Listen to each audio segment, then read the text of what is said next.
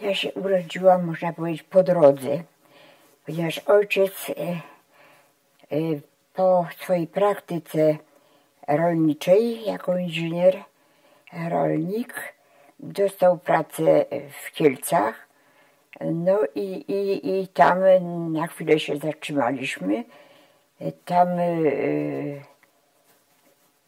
ja się urodziłam. W tym czasie, kiedy ja się urodziłam, przerzucano i ojciec dostał znowu z kolei przeprowadzkę do Krakowa, firma. No i w Krakowie zatrzymał się w mieszkaniu swojej matki. No i nas z tych Kielc sprowadził. Żonę z trojgiem dzieci w tej chwili, w tym okresie. Ja byłam niemowlakiem, więc moje dzieciństwo związane jest z Krakowem i z Doliną Będkowską już. Ojciec był, jak wspomniałam, inżynierem rolnikiem, matka była nauczycielką, także ja w swoim wczesnym dzieciństwie w ogóle mało mamę pamiętam, bo zawsze była w pracy. W czasie, kiedy tej przeprowadzki ojciec znowu, jeżdżąc w okolica krakowskiego województwa, odkrył Dolinę Będkowską, wykupił ziemię i tutaj zaczął budowę. Jak wspomniałam, nas umieścił u swojej matki w mieszkaniu w Krakowie.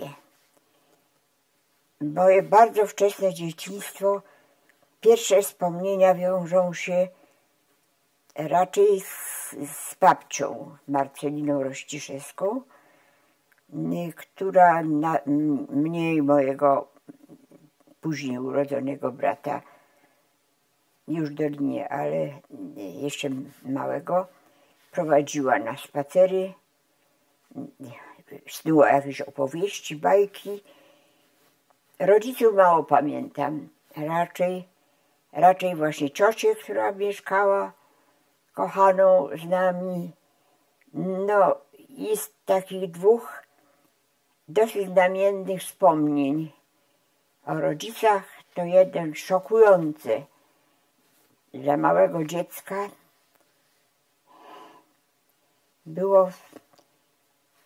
Był wymierzony bardzo taki bezwzględny nam karę.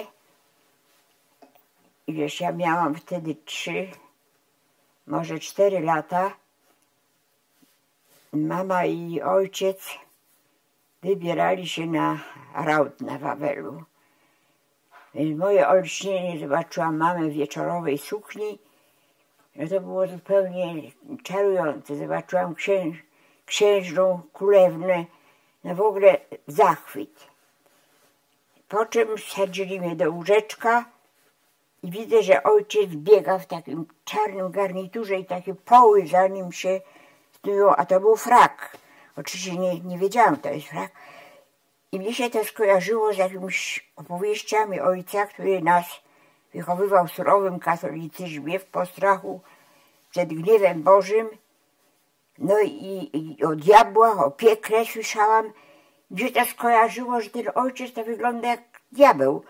Zawołałam: tato, jak diabeł! I dostałam wtedy okropne dlanie.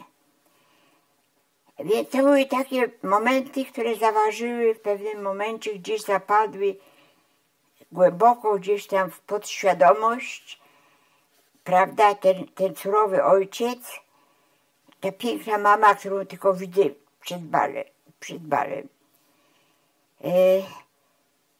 No to są najwcześniejsze dzieciństwa wspomnienia.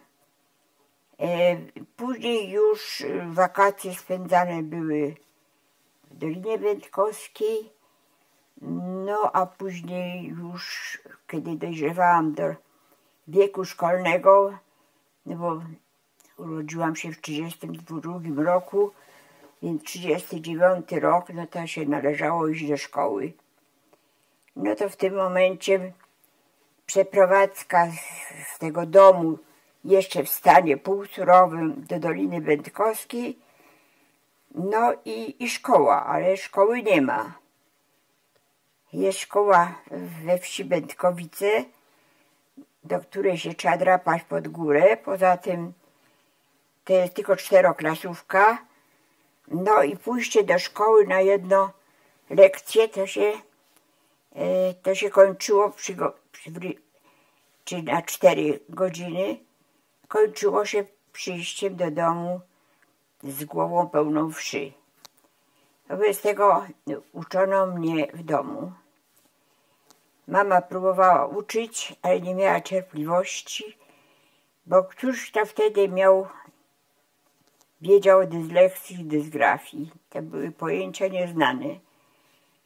A ja jestem typowym, klasycznym dysgrafikiem, dyslektykiem. Z trudem czytam, robię straszliwe błędy, różne literówki, błędy ortograficzne, z tego się nigdy nie wyleczyłam, ponieważ nikt wtedy dyslekcji i dysgrafii nie rozpoznawał. I następna partia jakichś kompleksów. Mam inteligentnych, bystrych braci, ale ja teraz zawsze słyszę, no tak, no oni są inteligentni, ale mamy córkę taką poczciwą. Ona jest takie dobre dziecko, posłuszne. I takie dobre, posłuszne dziecko w mniemaniu o sobie. No, bracia są zdolni, inteligentni, no a to się musi przy nich chować i uczyć. No, za dużo mówię powiedzmy o takich bardzo osobistych sprawach. W każdym razie długo walczyłam o to, żeby uznać moje ja. Zawsze byłam gdzieś tam w cieniu. No i wiedziałam, że przede wszystkim muszę strasznie dużo pracować, żeby się jakoś coś zdobyć, czegoś się nauczyć. I kiedy mój brat szybko się nauczył czytać, chociaż młodszy, to ja ciągle gdukałam, ciągle się nie mogłam nauczyć ortografii. No na szczęście później w 40 roku dom się zaroił od ludzi. Przeważnie w większości to pierw byli uciekinierzy z Polski, którzy byli albo przeznaczeni do obozów przez Niemców, bo byli na listach proskrypcyjnych z Oraw, ze Śląska, więc kilka osób pozostało do końca okupacji pod zmienionymi nazwiskami. To było chyba 3 takie osoby. Resztę uciekinierów tylko się przewaliło przez dom i gdzieś tam się rozeszło po świecie. I kilka było osób okresowo utrzymywanych u nas w domu, Polaków zagrożonych ze względów politycznych, albo chociażby profesorowie uniwersytetu, to było 2 takich. Znany dosyć profesor, który udało się nie być wywiezionych przez Niemców, a w 1940 roku następna, największa fala uciekinierów, no trudno to określić, jak to ludzi, którzy musieli opuścić Kraków, to była fala Żydów. Niemcy, zajmując Kraków, musieli mieć mieszkania, więc część krakowskich Żydów to była polska inteligencja pochodzenia żydowskiego, zamieszkałych w rozmaitych dobrych dzielnicach Krakowa, pięknymi mieszkaniami. To byli ludzie wykształceni, biegli mówiący po polsku, mający się za Polaków, ale zmuszeni do opuszczenia Krakowa. to nie było tak, że od razu było getto, że od razu było wiadomo, co będzie później. Nikt się niczego nie spodziewał. Jeszcze Niemcy się zachowywali względnie przyzwoicie, to znaczy dawali jakiś tam godzinę, czy jakiś tam czas, żeby spakowali niezbędne rzeczy i opuścili mieszkanie. Zostawili meble, ale to, co im potrzebne, niech jadą gdziekolwiek. Więc każdy jechał, gdzie znalazł miejsce. Mieli na to trochę czasu. Naszym jedynym właściwie taką bliższym kontaktem z Żydami z tych czasów właśnie przed wojną, czy w czasie, znaczy z początkiem wojny, to był miejscowy lekarz zamieszkały w Zabierzowie, o nazwisku polskim, ale zdecydowanym pochodzeniu żydowskiego, i który miał dwoje też dzieci w wieku mojego starszego brata, więc w sposób naturalny z moim bratem oni byli w kontakcie. Ja przy okazji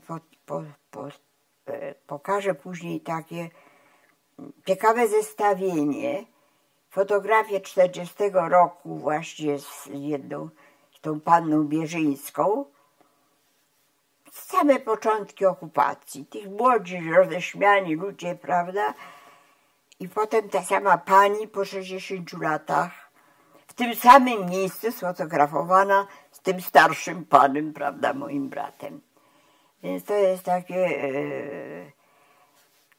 Wobec tego oni też musieli opuścić Zabierzów i się normalnie wymeldowali z Zabierzowa i zameldowali się u sołtysa w Wędkowicach, bo wszyscy musieli być gdzieś zameldowani. No i ale mieli jakichś przyjaciół, rodzinę w Krakowie. No i jak oni tutaj znaleźli miejsce, bo dom był wielki i 10 pustych pokoi na górze, no to zapytali, czy mogą sprowadzić rodzinę, znajomych, a ci znowu znajomych, rodzinę. No i dom się wypełnił absolutnie. Rodzina prawie 10-osobowa. Nie wszyscy się zmieścili w tych 5 pokojach, 10 na górze. Myśmy zajmowali 10, no to się troszkę posunęli. I jeszcze 3 osoby, rodzina Berggröder, 3 panie, matka z 2 córkami, rodzina Rederów z Krakowa, właściciele apteki, wielopokoleniowa rodzina właśnie farmaceutów. Do dziś dnia tablica nawet pamiątkowa jest w tej aptece tego Redera. Więc oni po prostu w środku naszej rodziny te 3 panie zamieszkały. Ja powiadam, rodzina była wielopokoleniowa, dziadek, babka, nas już było wtedy 4, bo się urodził właśnie mój brat 2 lata ode mnie młodszy, już tutaj.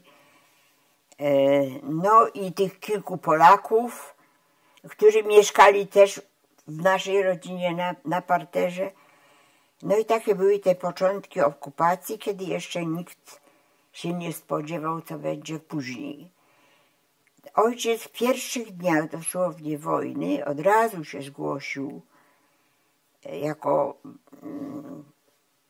no nie był powołany, bo był w wieku pozapoborowym, ale do wojska i pojechał gonić uciekające polskie wojsko na wschód samochodem. No i tak dogonił ich przed Zaleszczykami, czy tam może trochę wcześniej. Wojsko potrzebowało samochodu.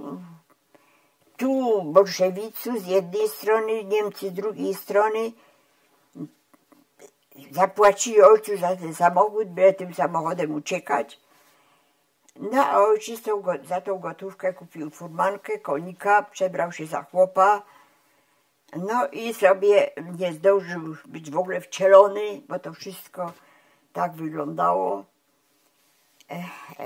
To zupełnie nieprzygotowanie właściwie na tą wojnę i na tą obronę z dwóch stron beznadziejną. No i sobie powolutku, człap, z tym konikiem wrócił. To już była późna jesień. Moja mama, która przeszła rewolucję po 17 roku w Białorusi, bo tam mieli majątek, dobrze wiedziała, jak wygląda bolszewizm, więc nie czekając na powrót męża, całą gotówkę, jaką miała, jakieś pierścionki, szybko zpieniężyła, co tylko miała i pojechała kupować zboże w okolicy. Nim jeszcze chłopy się zorientowali, że nie wolno, że lepiej nie sprzedawać. Co mogła, to kupywała. Prawdopodobnie też przybyła do domu jakaś krowa. W każdym razie to jest swoje... Ja byłam nie wszystko wtajemniczona, tylko widziałam pewne zmiany. Jako powiedzmy dziecko, które umiało obserwować i zapamiętywać. Mama była ciągle zaaferowana. Jeszcze to były te czasy, że przecież jak rodzice pracowali, no to były dwie pomoce. Jedna była do kuchni, druga była do pokoi. Niestety te panie jeszcze w domu były. One się zajmowały domem, a mama dbała o zaopatrzenie. Jak ojciec i już kazała, może już mama, może dopiero ojciec wiosną, likwidowany trawniczków, prawda, uprawianych pod ziemię, bo trzeba z czegoś żyć i utrzymać się. A to nie było gospodarstwo nastawione na samowystarczalność nawet, już nie mówiąc o jakichś szerszych. No to było takie sobie gospodarstwo, żeby była zieleninka do obiadu, prawda? Jakaś tam rzodkiewka, szczypiorek i coś tam. No więc mama była niesłychanie zaradna, bardzo dzielna.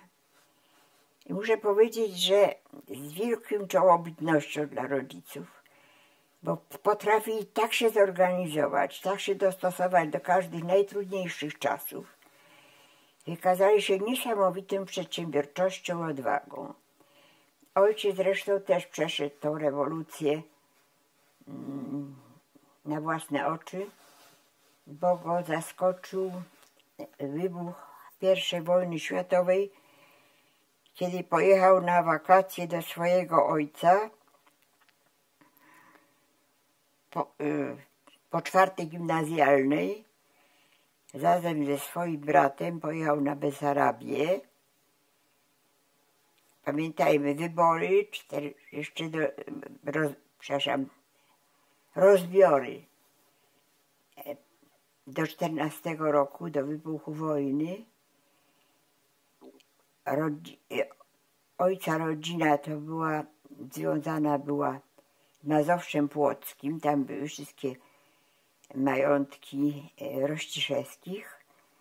No ale ojca matka, moja babka Marcelina, była kobietą wyemancypowaną, znaczy już bardzo odważną i przedsiębiorczą. Córka powstańców 1963 roku, pozbawiona majątków, sierota, wychowywana przez kuzynów Landsbergów z domu Dąbrowska. Kończyła w Białymstoku jako sierota, ale z dobrego domu, jak się to mówiło, tak zwany Instytut Błagorodnych Dziewic. To był instytut fundowany przez carycę, chyba pierw Elżbietę, a potem Katarzynę, a potem następnych, dla właśnie dobrze ułożonych panien, żeby je wychować na damy. No więc oczywiście z językiem podstawowym rosyjskim, no i 2 językami obcymi. Wtedy językiem Europy po łacinie był francuski. No więc oczywiście wszystkie panny musiały grać na fortepianie, rysować, mówić biegle po francusku i tak dalej, umieć tańczyć, etc. No i tak wychowywana panienka dochodzi do matury, no i zamożniejsi rodzice, krewni, którzy ją tam utrzymywali, tą sierotę po tych powstańcach, było, no panna teraz czas pomyśleć o zamężcu, już byli, ma tyle i tyle wiana. Babka akuratnie się kochała w kimś, kto akurat nie był zbyt zamożny, w związku z tym rodzina mu wyznaczyła inną panienkę. No i zresztą nie bardzo się kwapiła do wczesnego samouszpójścia. Mówi, a ja mogę zrobić z tym wianem, co mi się żywnie podoba. No i teraz zaskoczona rodzina myślała, że może sobie innego wybrała, prawda, ukochanego. No tak, oczywiście moje dziecko, no przecież i tak dalej. No to ja bez tego jadę do Paryża na studia. No i pojechała. To była pierwsza w rodzinie już wykształcona osoba z wyższymi studiami.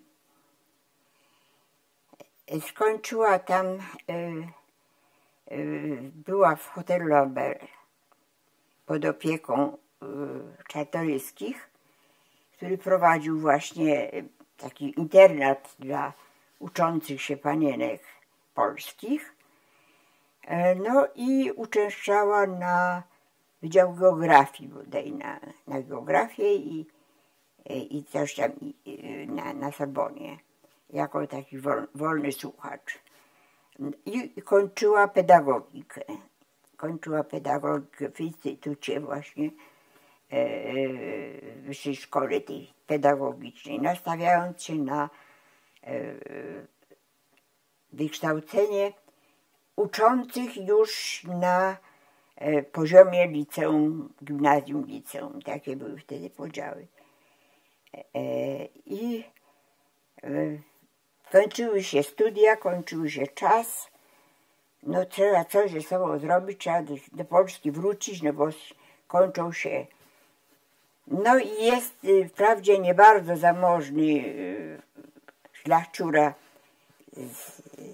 z Mazowsza, no zakochany, dużo starszy, no i babcia, która nie ma właściwie dachu nad głową, decyduje się wyjść za mąż. Babcia Marcelina i stąd nazwisko Rościszewscy. No to były klasyczne takie, ona wykształcona po Sorbonie, taki typowy szlachcic, to panie dzieją, boczą panie, prawda, a jak tam zbiory, a jak się ostatnio kobyłka, co urodziła, o, takie były rozmowy. Babcia w tym salonie zupełnie nie wytrzymywała, wobec tego szybko zorganizowała sobie życie intelektualne, pozbierała jakieś panie, które coś tam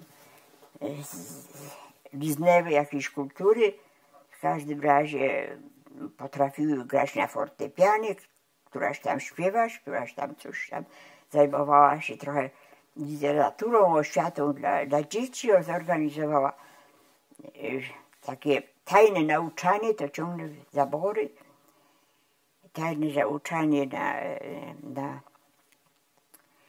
tych dzieci, pierw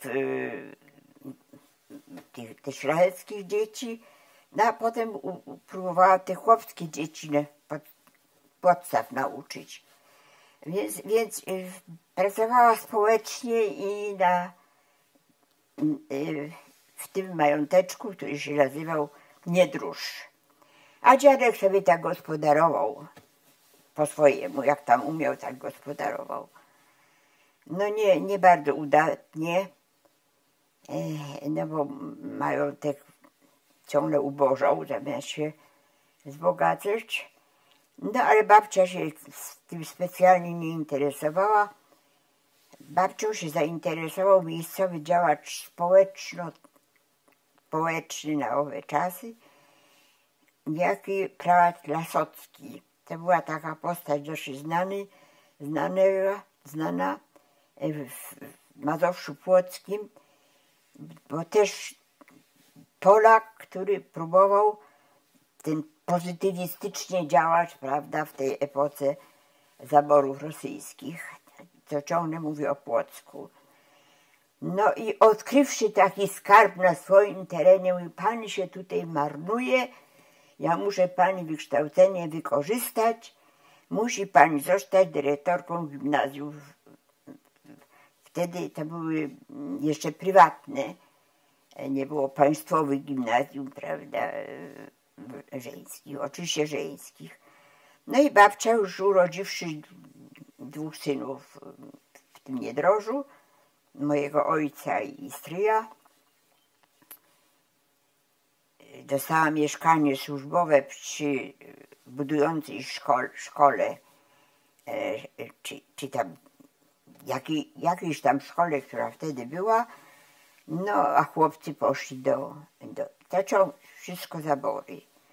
No i teraz klamrą chcę zamknąć ten moment, skąd się ten ojciec rewolucję przeżył październikową, która do Płocka, chwalić Boga, nie dotarła.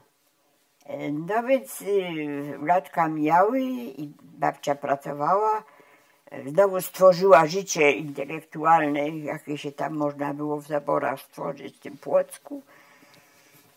Przede wszystkim muzyką się interesowała, tam była dosyć dobra orkiestra,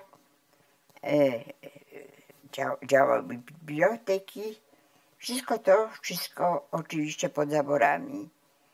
No ale w pewnym momencie dziadek stracił majątek ostatecznie, poszedł na licytację, no ale z tych pieniędzy, jakie mu zostały, to jeszcze mu tyle zostało, żeby kupić ziemię na Besarabii, która była tam bardzo tania, dużo tańsza niż tutaj. No i tam sobie zaczął organizować winnicę. No tyle mu majątku akurat nie starczyło, ale nie tyle, żeby wynająć miejscowych robotników, którzy w sezonie zbioru winogron byli bardzo oczywiście potrzebni i drodzy, i była konkurencja. Więc wysłał depeszę do żony: przyszli mi obu synów z kolegami na zbiory. Będą mieli winogrona, wino i mnóstwo polonii do towarzystwa. No to był wtedy duży ośrodek w Odessie.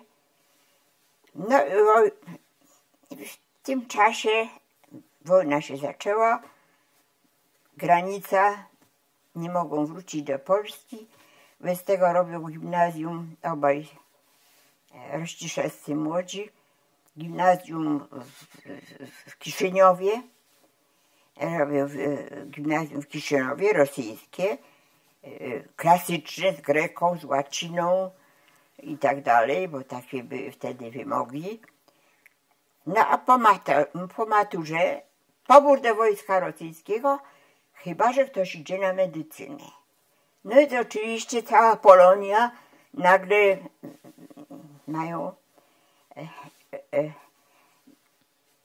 ochotę studiować medycynę w Odessie. No i w Odessie ojciec tą medycynę robi. No i to go uchroniło przed poborem do Rosji. Więc klamra się zabiega. Mama ma na Białorusi rewolucję, gdzie ci chłopi białoruscy, widocznie nie tak bardzo uciskani przez tych panów polskich, skoro uratowali ich przed rzezią bolszewicką, zapewniając, że oni już wszystko wzięli sobie, a te pany to nawet dobre pany, dać im święty spokój i po prostu ochronili przed po prostu spaleniem i żywcem, czy nie wiem co ich tam chce. Więc takie były te początki, takie były te... Więc wracam do tego punktu wyjścia. Moje korzenie, to można powiedzieć, to są z dwóch stron tak zwanego szlachecko-dworskie, ale już następnie to są pozytywistyczne tradycje. Inteligencja, jak to się w PRL-u nazywało, inteligencja pracująca.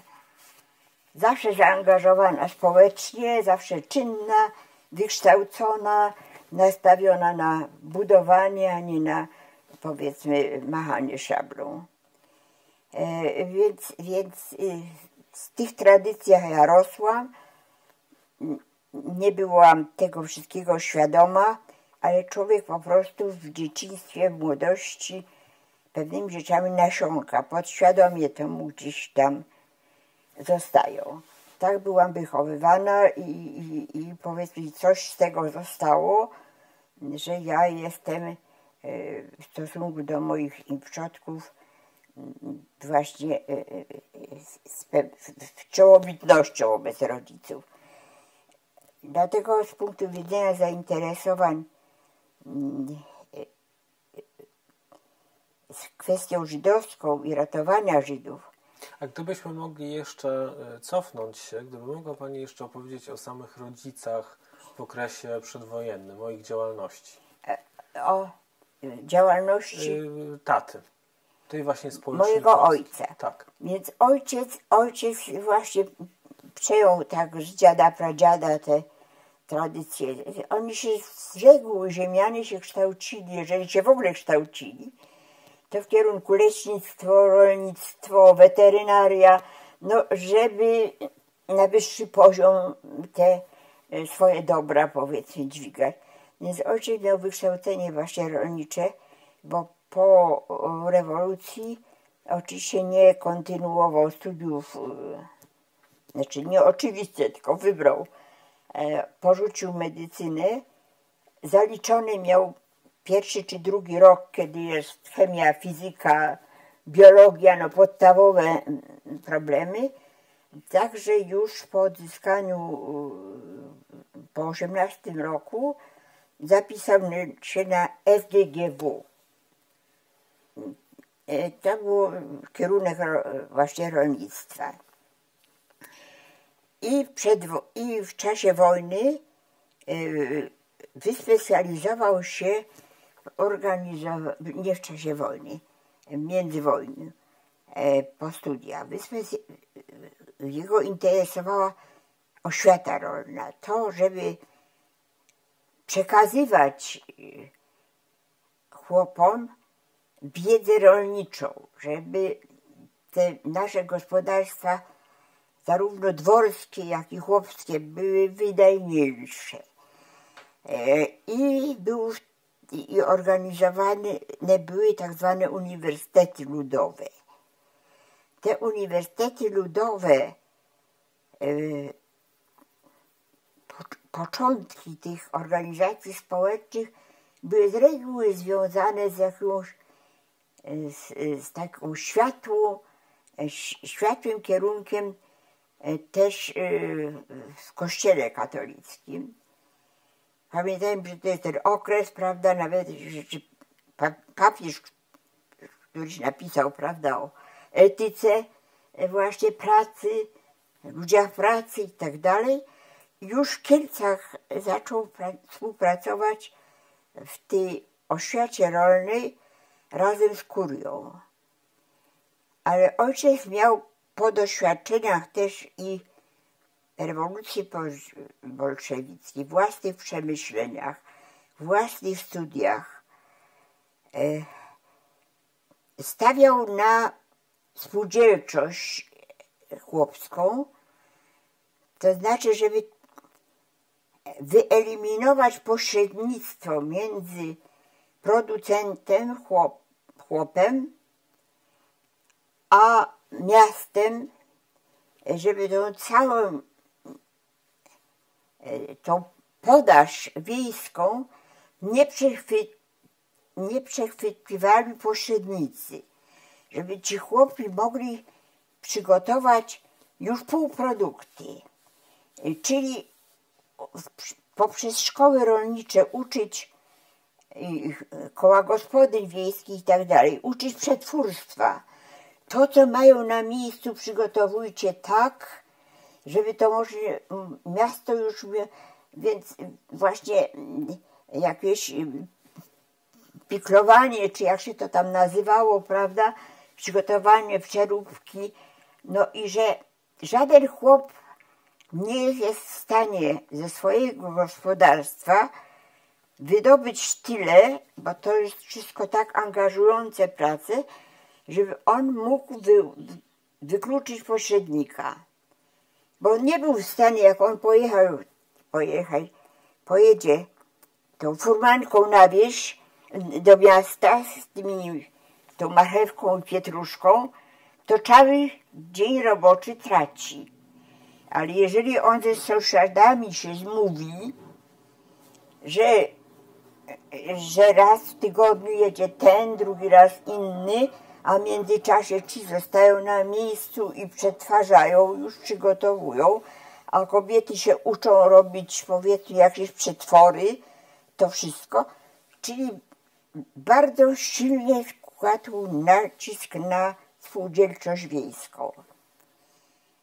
A to się jakoś tym bardzo konserwatywnym ludziom w episkopacie kojarzyło niedobrze z kołchozami i w związku z tym ojciec wpadł w wielki konflikt z tamtejszą kurią z jednej strony, a z drugiej strony to znowu nastały te czasy znowu tych politycznych tutaj takich zmagań i powstania BBWR-u i tak dalej. Nacisk, skoro jest działaczem, no to niech się zapisze do BBWR. A ojciec ani BBWR, ani ta kuria, skonfliktowany zupełnie w tym czasie w Kielcach, złapał właśnie ten Kraków.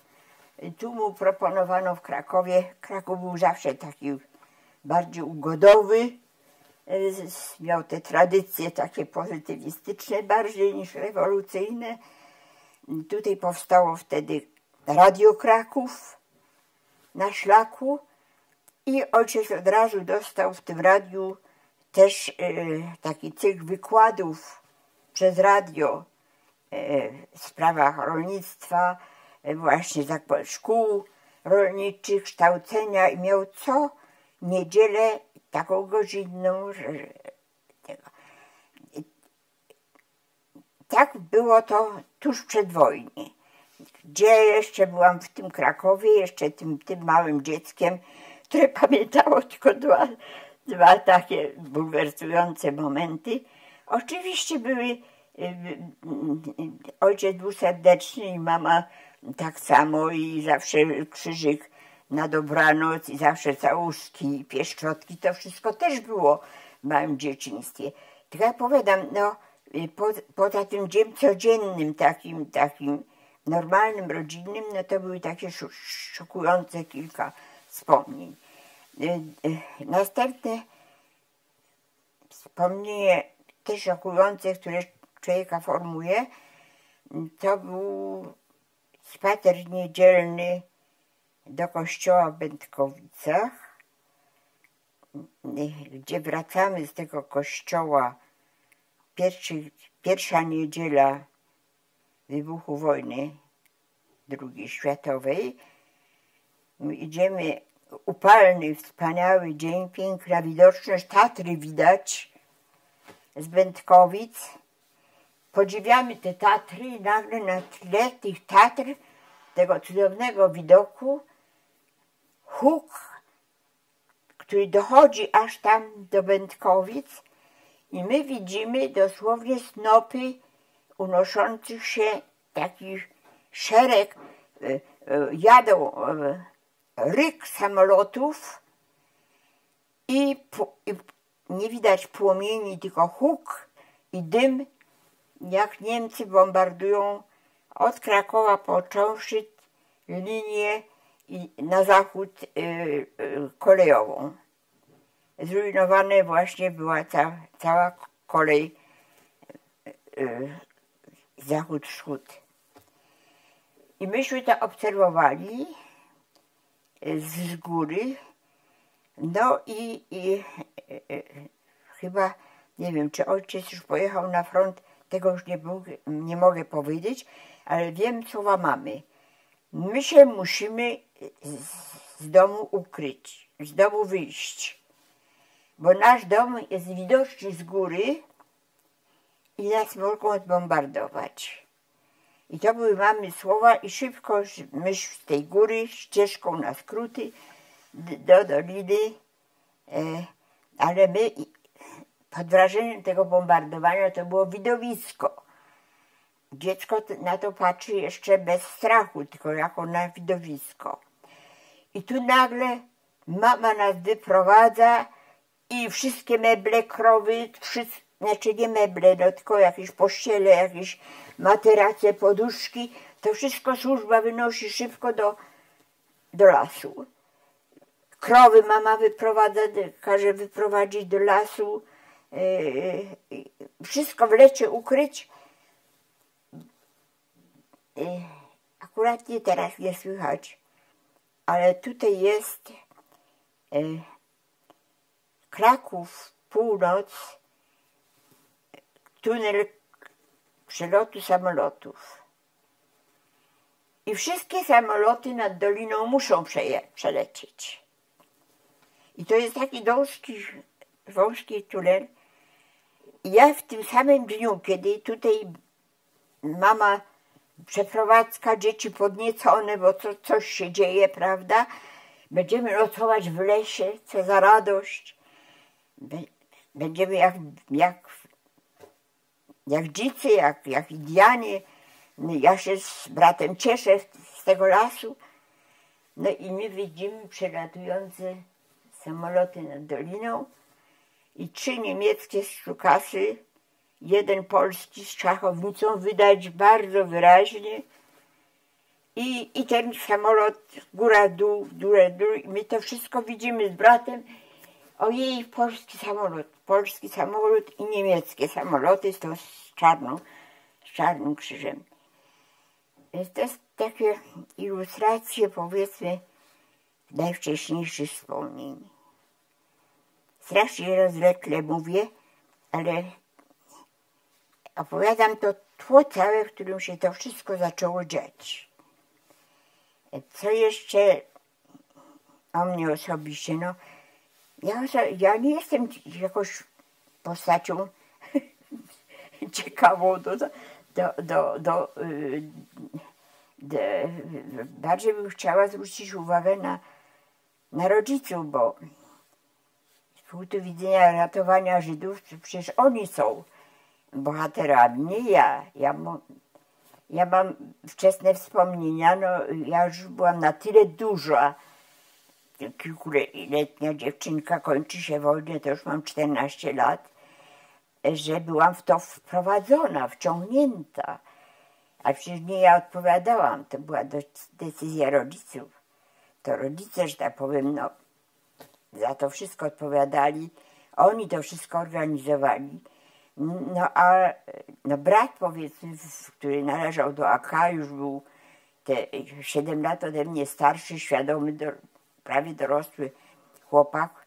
On składał przysięgę w AK, jak miał 16 lat. Więc to wszystko, ja to tło opowiadam, żeby po prostu poznać rodzinę, tło, z jakiego ja wyrosłam i dlaczego, powiedzmy, jestem jaka jestem i co we mnie zostało. Więc jeszcze jedna taka drobna uwaga. Jakie te okolice przed wojną? Specjalnie mi zależy na tym, żebyśmy razem pojechali na obiad później, bo przecież my tutaj, gdzie siedzimy w tej chwili, to siedzimy na terenie i nasza posiadłość kończy się niedaleko. Będziemy przejeżdżać, to zobaczycie, dokąd to, co ojciec kupił, było nasze, dokładnie się pokrywa z granicą zaboru rosyjskiego, a zaraz za tą granicą był zabór austriacki. Więc tu była ciemna, zakuta deskami wieś. Wieś pogranicza, czyli wieś, która właściwie powstała na zasadzie osadnictwa jakichś upadłych dworków, ledwie dzipiących z tej strony zaboru i przemytników. Tędy szedł przemyt. Stąd jakieś dziwne nazwy. Wirkucka. Skąd Wirkucka? Prawdopodobnie z Irkucka. Prawda? Z Irkucka coś musiało być, bo skąd taka nazwa przysiłka Wirkucka? No coś, te nazwiska bardzo dziwne, różne.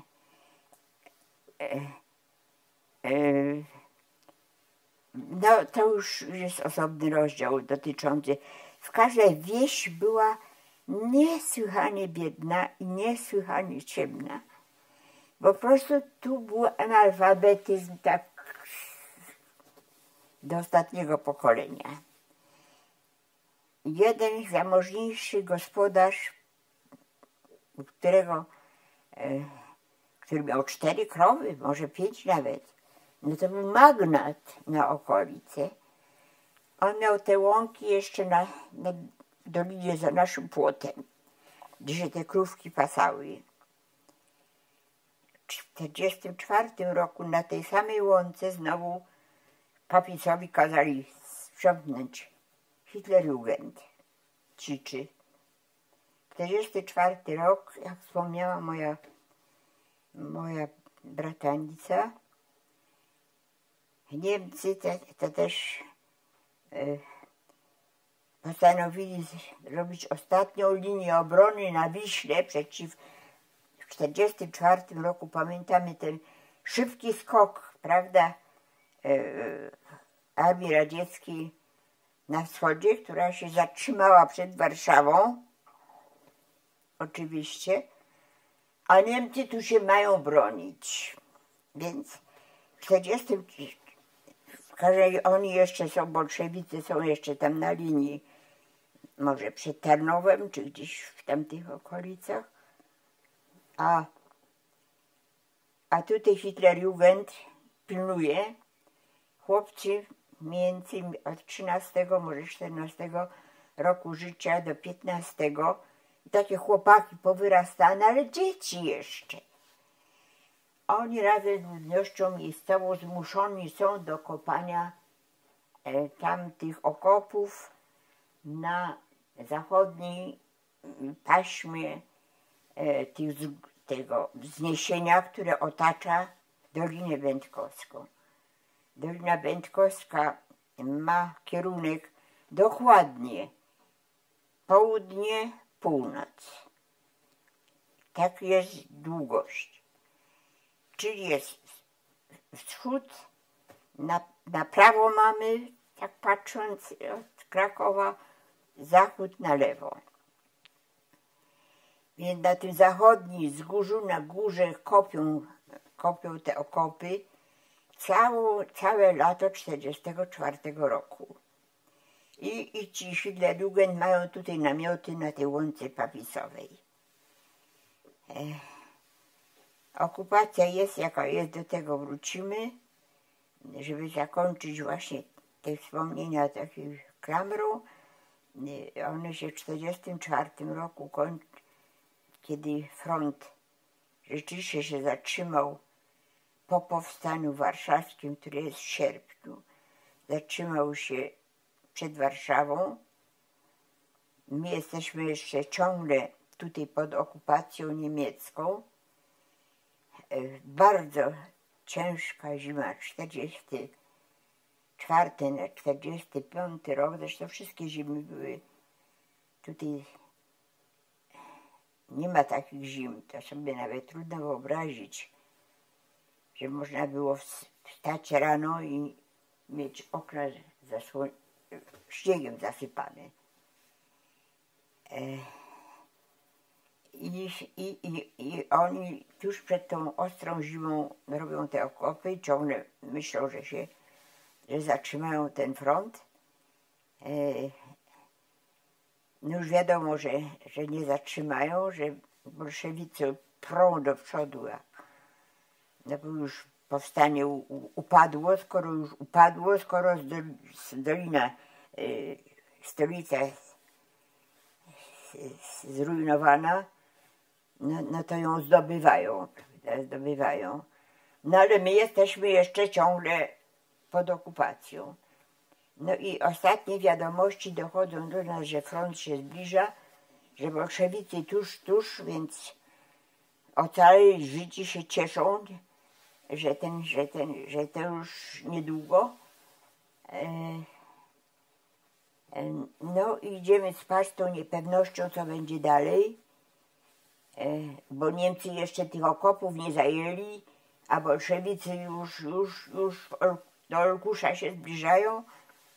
No i rano nas budzi siekanina, znaczy nie budzi już tego, i patrzymy na tym zielonym, niebieskim, białym śniegu. Dolina się raptem zieleni. Zieleni się, bo idą takie, oni mieli takie nie bardzo zielone, takie szaro-zielone mundury Wehrmacht. I my patrzymy przez te okna i na tym białym śniegu widzimy kolumny Rosjan, którzy idą, piechota, brnie po tym śniegu, brnie. Panzerfausty, karabiny, LKM-y, to są lekkie karabiny maszynowe. Ciężkie karabiny, CKM-y, ciągną po tym śniegu, na takich płozach. Boże, jednak bolszewicy nie zdążyli, będzie tutaj wojna. No ale my się już zaspy śnieżne, no się już nie przeprowadzimy, nie uciekniemy przed tym frontem. Siostra się urodziła, moja siostra najmłodsza urodziła się w czasie powstania warszawskiego, dosłownie. 7 września. 6 września się urodziła. Mama z dzieckiem przy piersi, pełen dom ludzi, mróz, a tu oni idą, żeby zająć okopy i bitwa będzie nad naszymi głowami. No ale i bitwa była. Rosja miała jakiś wywiad. W ciągu nocy obsadzili wschodni brzeg, czyli wieś Będkowice, ulokowali CKM-y i inne takie lekkie armatki na tych skałach na górze i mieli Niemców jak kaczki do polowania, tylko strzelać. Gdzie oni się mieli schować? Oni nie mogli sforcować bardzo stromego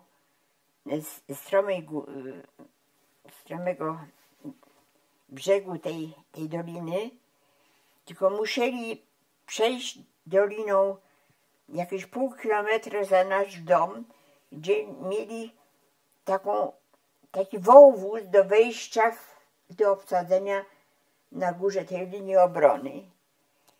No i my się znajdujemy w ogniu, dosłownie, nad naszym nad naszym domem świstają kule. Mamy głęboką piwnicę tam w drugiej części mieszkania. No więc mama z siostrą przy piersi, kto tam starszyzna po takich stromych schodach do tej piwnicy chodzą, ale czy ktoś upilnuje takie bachory jak ja i mój młodszy brat?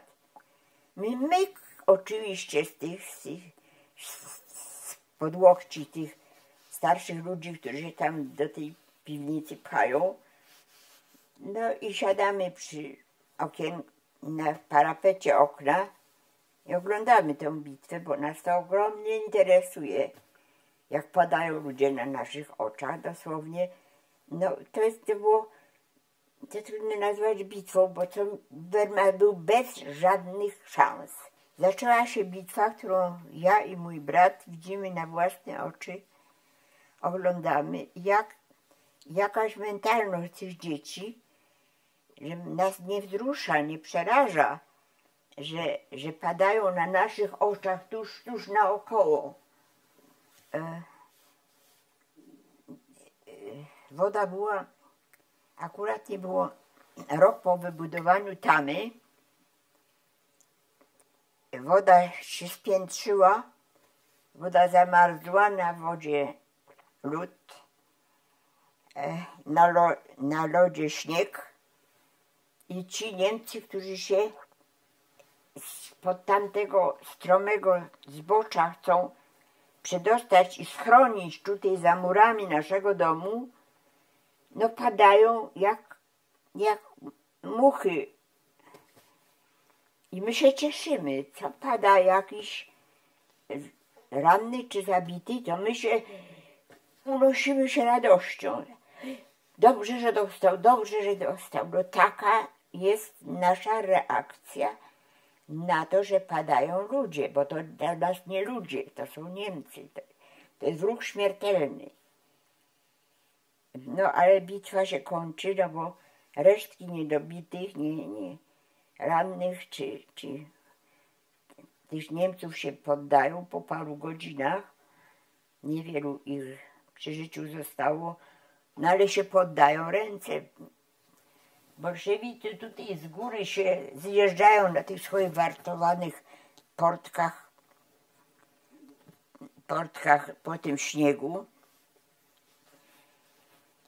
ponieważ naokoło domu pełno Niemców, którzy się próbowali tutaj dostać, ale gdzieś zabarykadowane, zresztą nie zdążyli, bo zostają zabici albo ranni. No i pierwsi bolszewicy, którzy się tutaj do doliny dostają, to bagnet nad broń i dobijać rannych. No więc ojciec już tego nie zdzierżył. Wybiegł z domu z wrzaskiem na nich i straszliwie ich po rosyjsku ochrzanił, że wojsko, cywilizowane europejskie wojsko nie zabija rannych i tak dalej. Oni zszokowani, skąd do nich po rosyjsku. Ojciec zażądał w dowódcy, zjawił się jakiś taki, zabronił zabijać rannych. To róbcie z nimi co chcecie. No i ojciec mnie wziął do opatrywania rannych, do pomocy. No i tu ten szok od tej radości na widok padających wrogów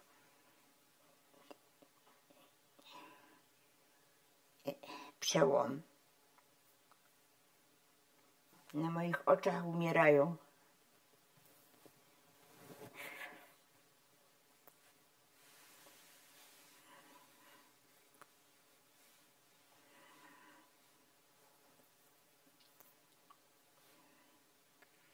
To jest co innego niż patrzeć przez okno.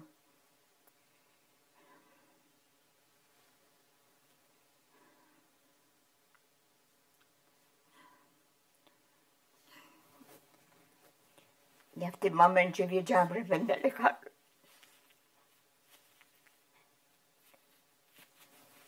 Przepraszam.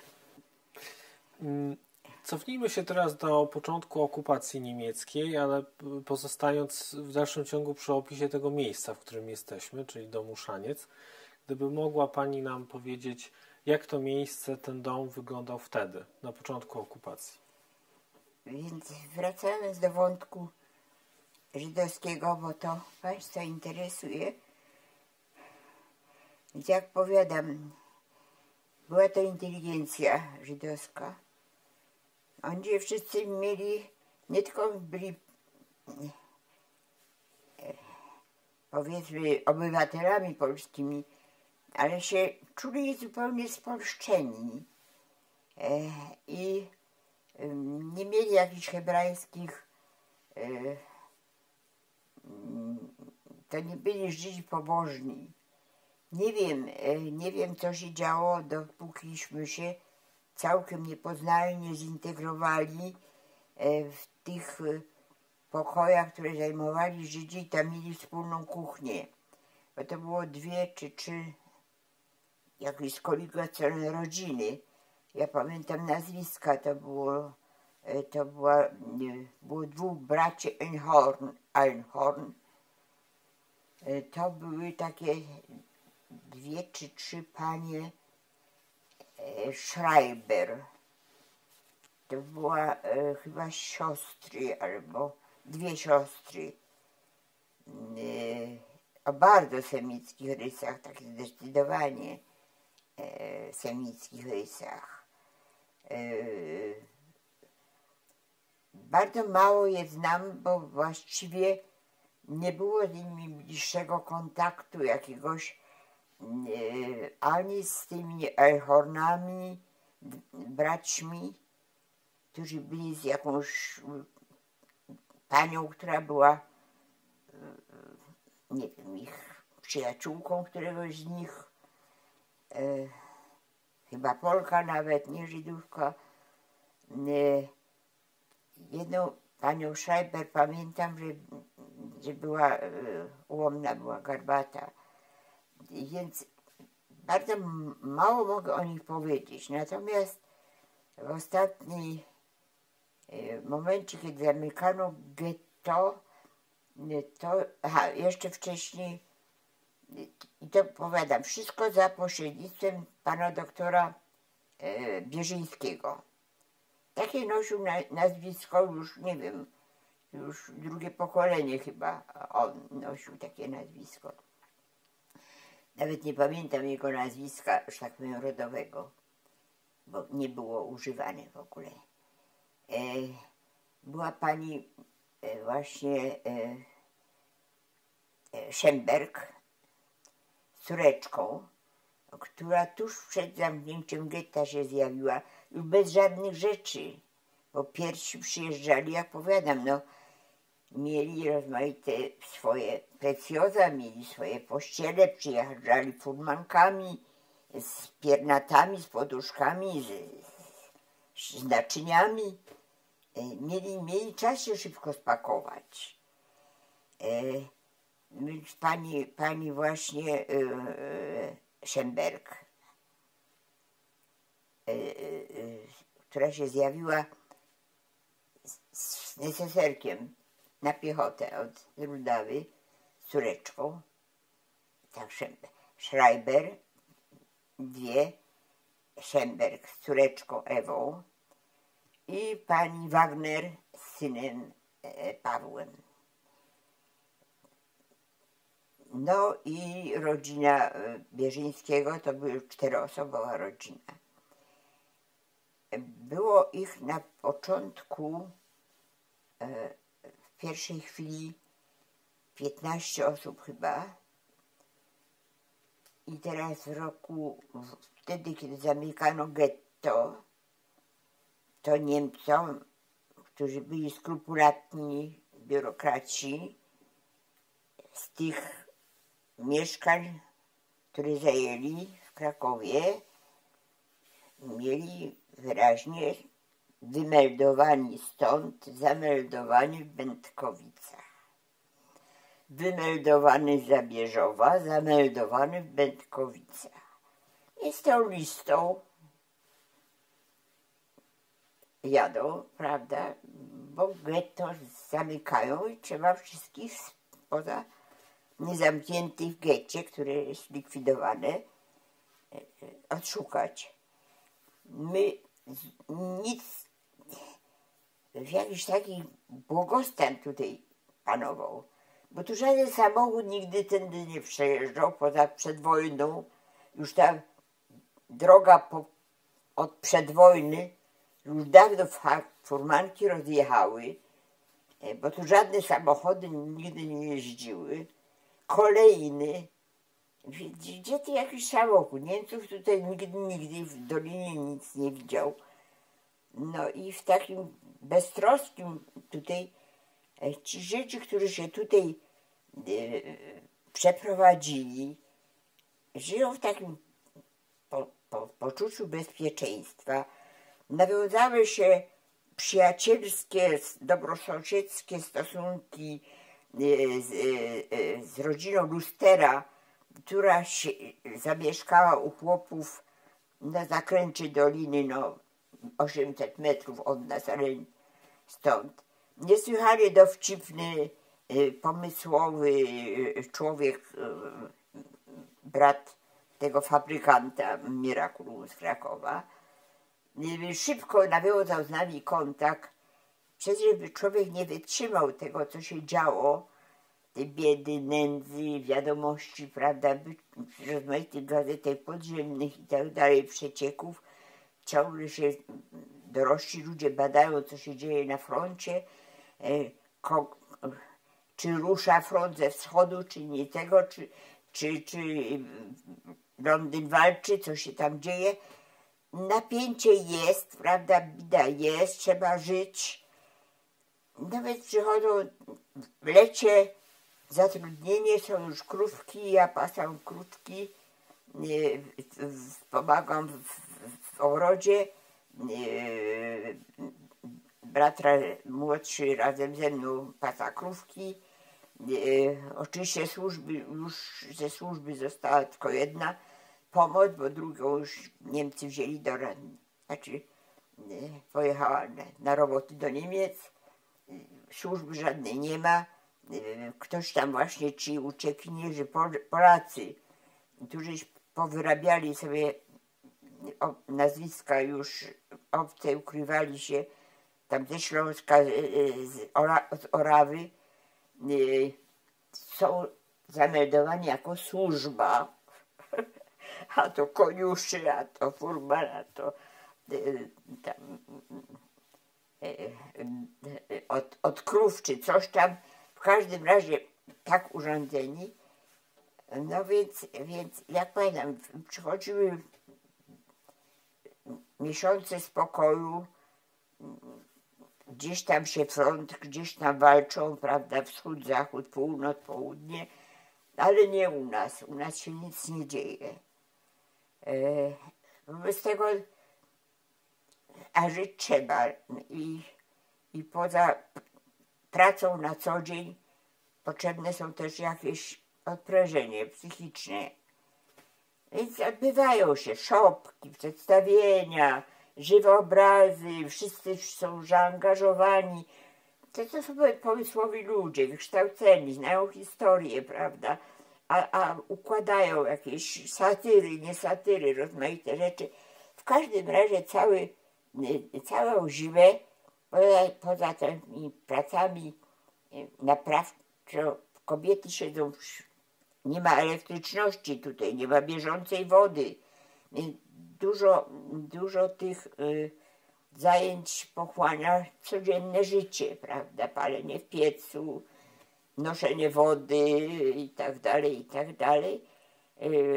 Oszczędza się świateł, bo lampy naftowe, a z naftą problem, lampy karbidowe, trzeba też karbid kupować. Bez tego ci, którzy się garnęli, że tak powiem, do towarzystwa, zasiadają przy wielkim stole i kobiety szyją, wyszywają, łuszczą groch czy fasolę. Panowie stuku puku naprawiają tam uprząż czy drewniaki, coś tam majstrują, a ktoś czyta głośno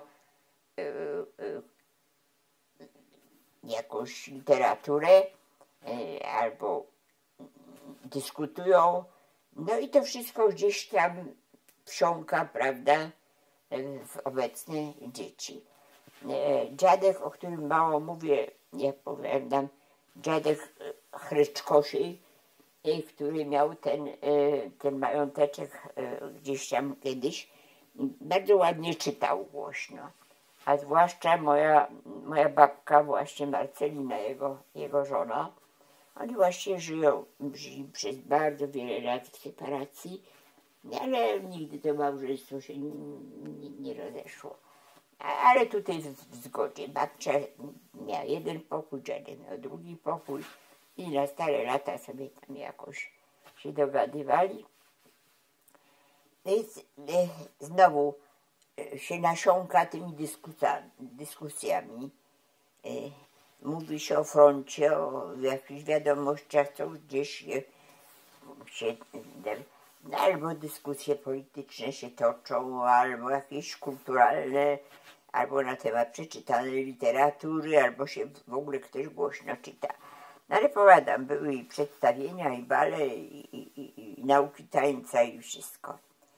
Ale to tak było, powiedzmy, ten pierwszy okres. No i zamykamy. Ten pierwszy okresie jeszcze tej integracji tego dołu, bo myśmy się bardzo szybko zaprzyjaźnili z tymi paniami, co mieszkały w środku naszego, bo to była wspólna kuchnia, bo to była wspólna łazienka, bo to była wspólnota i to było nauczycielska, znaczy aptekarsko-nauczycielska. Jest ta pani Bergry mnie uczyła tam geografii, przyrody, bo to były jej specjalności z gimnazjum. Jej matka uczyła mnie pisać po polsku i w miarę ortograficznie, czego się do dziś dobrze nie nauczyłam. Więc one były moimi nauczycielkami. Ten Polak ukrywający się uczył nas matematyki i fizyki. W tym zakresie, powiedzmy, bo był też nauczycielem z wykształcenia, więc ta nauka się odbywała tylko w domu, jak kto uważał. Tak, po uważaniu stosuncznie do wieku mojego młodszego brata i mojego. Brat starszy, ponieważ nie było dla Polaków wyższych uczelni, robił technikum budowlane, no i miał kękartę zatrudnionego na praktyki w stawach rybnych, gdzie się wedle przedwojennych jeszcze planów, rozbudowy tych planów, Niemcy kontynuowali rozbudowę rozbudowę tych stawów rybnych i w związku z zmianą poziomu wody wybudowali tamę tutaj właśnie, o której wspomniałam, że była co dopiero wybudowana i dlatego takie lodowisko było, prawda, i pod domem, na którym odgrywały się te trzeźwicy.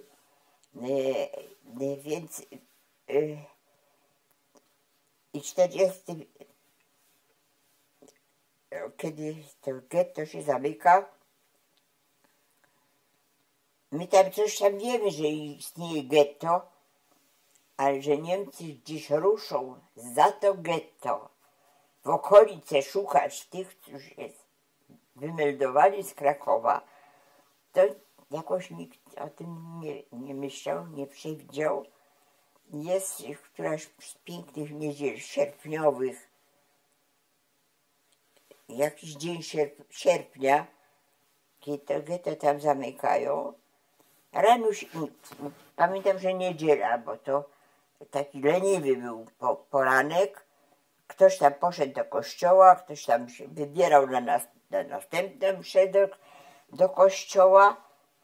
i widzimy, że po tej drodze z drugiej strony potoku, drodze, jak powiadam, rozjechanej przez furmanki, jedzie samochód, taki terenowy samochód na takich oponach, powoluszyńku telepie się, pełen Niemców w mundurach takich zielonych, nie tego, tych szarych Wehrmachtu, tylko policji niemieckiej, Deutsche Polizei.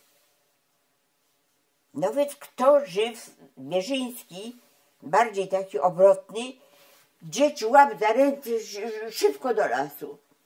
Proszę Państwa, tutaj, gdzie jest portret mojego brata, to było, bo to było, był ten dom troszkę inaczej, przedtem wyglądał i po prostu był korytarz taki przelatowy i na końcu były drzwi, znowu klatka schodowa na pierwsze piętro i był taki ganeczek i to po prostu trzeba było tylko z pierwszego piętra czy z tego wybiec i nawet płotu nie było, takiego ogrodzenia, to jest, ogrodzenie jest teraz. Po prostu myk, można było tam siedzieć w lesie. To tam się Polacy uciekli.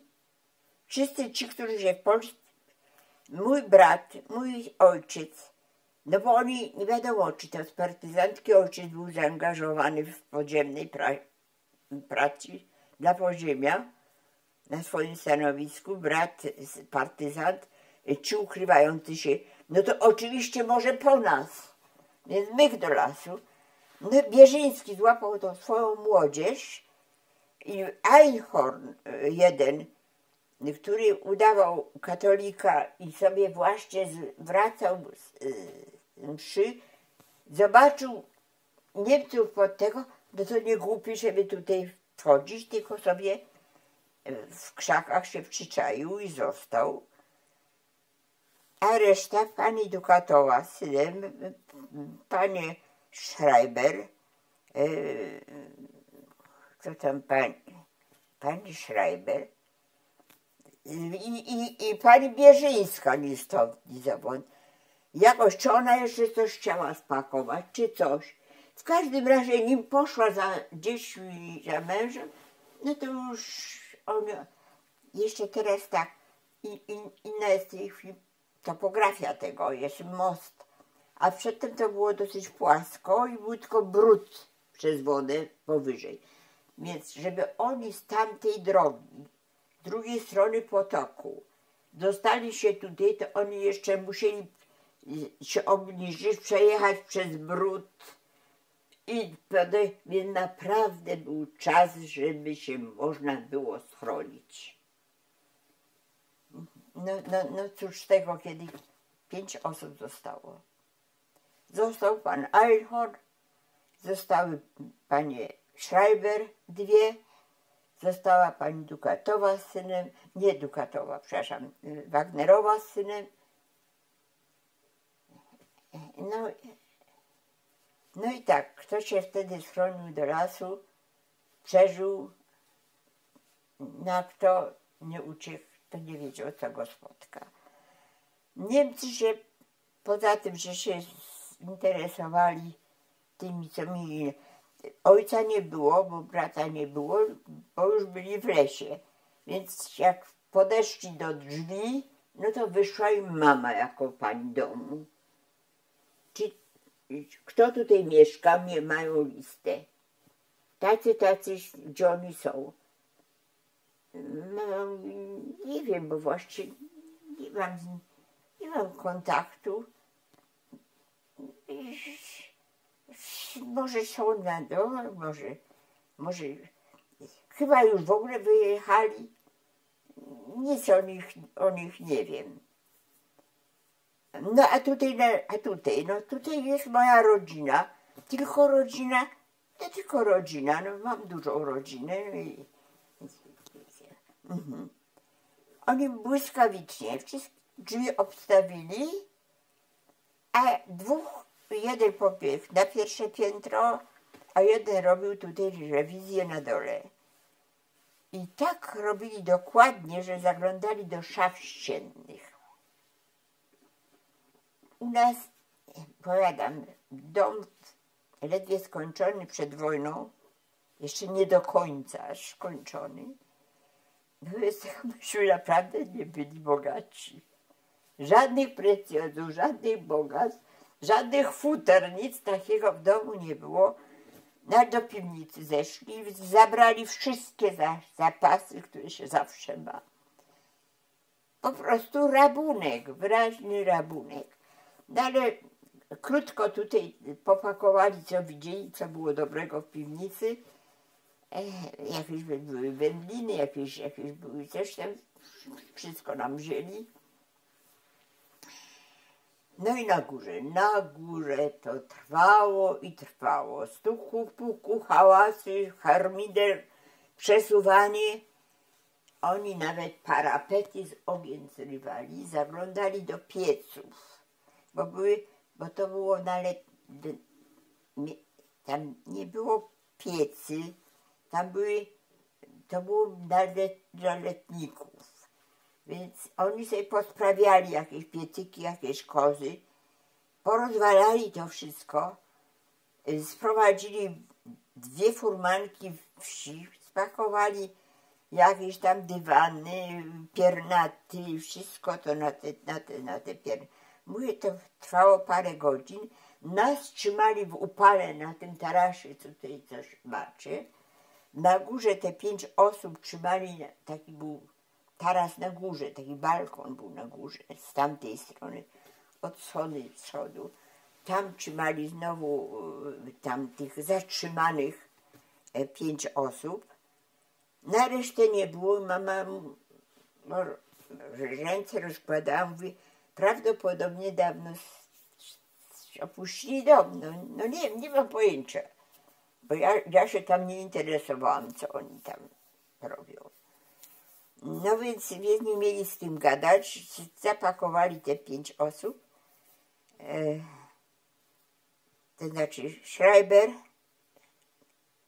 Wagnerowo. Dukat Schemberg miała papiery na dukat. Więc została. Jeszcze w dodatku była blondynką z niebieskimi oczyma, więc z córeczką. Schemberg dukat, tak. Zabrali Bierzyńską, zabrali Eichhorna, zabrali 2 Schreiber i zabrali Bierzyńską. Zapakowali a co z dzieckiem, co z Pawłem? No dziecko zawsze się plącze między dziećmi. W związku z tym wtedy, kiedy się rzecz działa i oni oddzielili pierwsze piętro od drugiego, nie wolno nam było się komunikować, no to dziecko się plątało między nas. Mama mówi do mnie, bo się zawsze zajmowałam jako starsza siostra młodszym bratem i Pawłem. Pilnuj Pawła, żeby on się nie wymknął. Pilnuj Pawła. To mama parę razy zwróciła na to uwagę. Pilnuj Pawła, więc ja byłam obowiązkowa dziewczynka, posłuszna, więc pilnowałam Pawła. Zresztą on się zawsze mnie trzymał, no bo po prostu jak to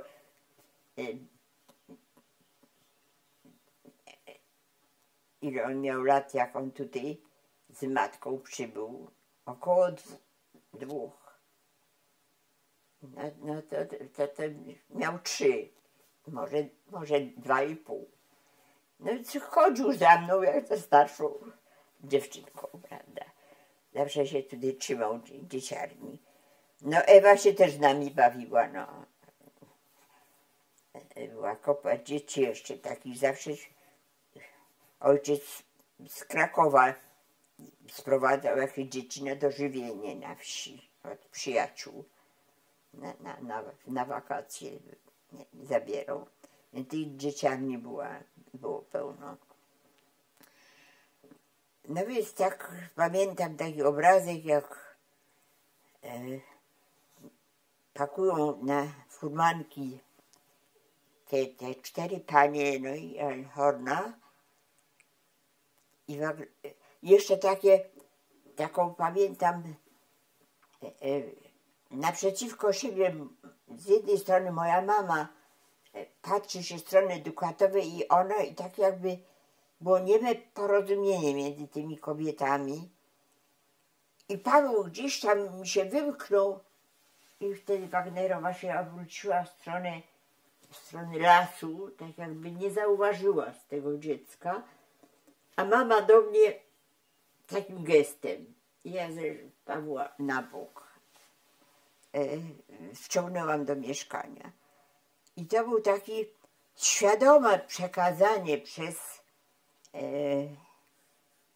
Wagnerową dziecka pod opiekę matki. To było bardzo wyraźne, że ona już wiedziała, że dalej nie wiadomo co i niech to dziecko będzie bezpieczne. No i te furmanki, jeszcze droga była z tamtej strony, te furmanki z tej strony domu były. Tam była jeszcze taka, to była droga, którą chłopi wozili drzewo z lasu.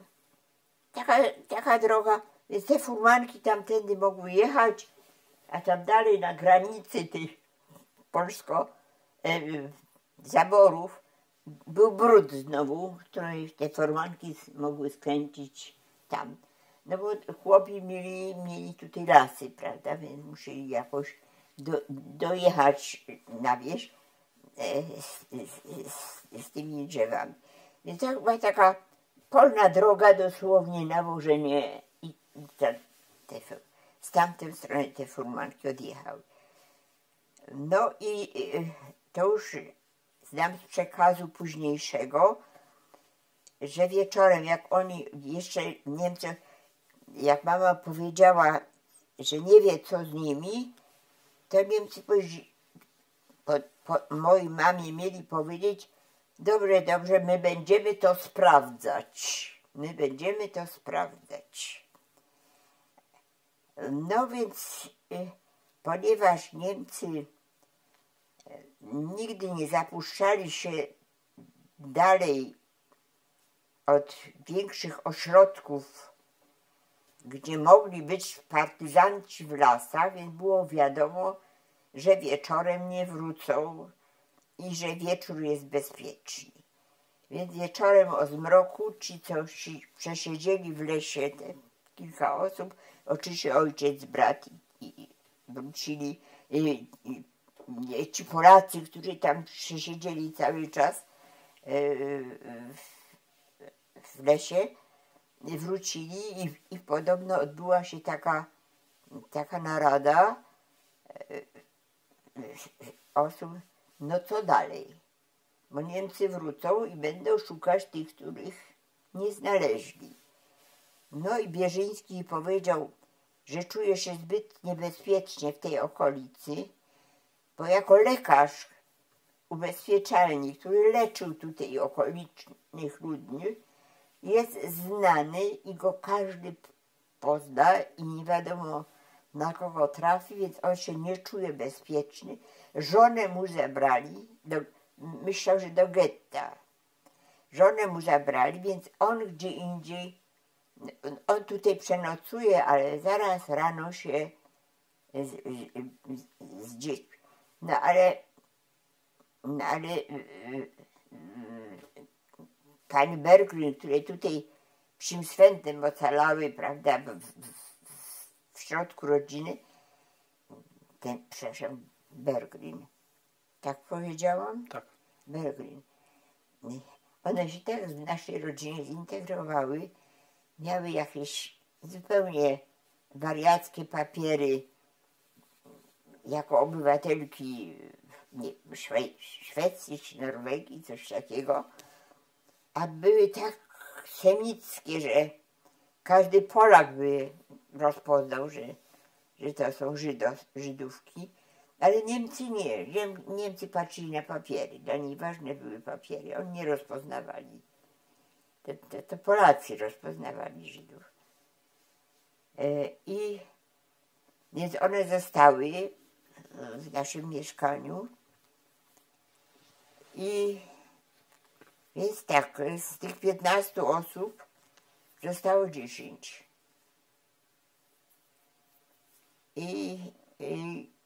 Bo 5 ubyło.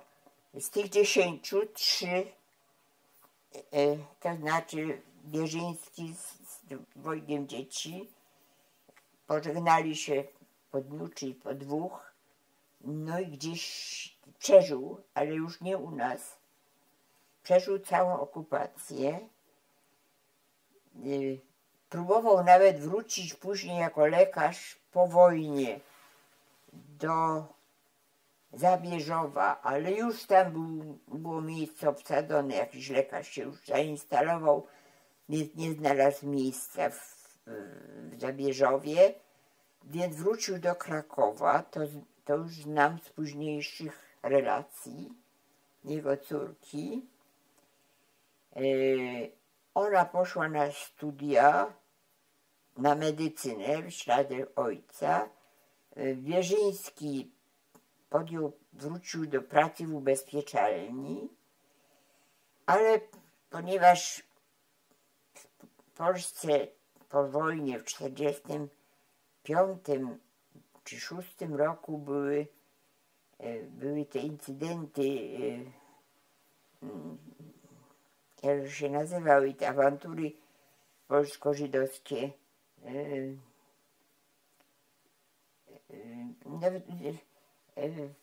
I w Kielcach był taki pogrom, i w Krakowie mniejszy, ale też wobec tej atmosfery jakaś rodzina Wierzyńskiego, która mieszkała jeszcze przed wojny w Australii, jakoś nawiązali kontakt i Wierzyński, ale o tym znam z opowieści dużo późniejszych. Dla nas Wierzyński zniknął z oczu. Nic żeśmy nie wiedzieli o nim i jego dzieciach. A okazuje się potem z opowieści córki, która przyjeżdżała i była z nami w kontakcie przyjacielskiej, że rodzina go sprowadziła do Australii. Więc Wierzyński ze swoimi dziećmi wylądował w Australii.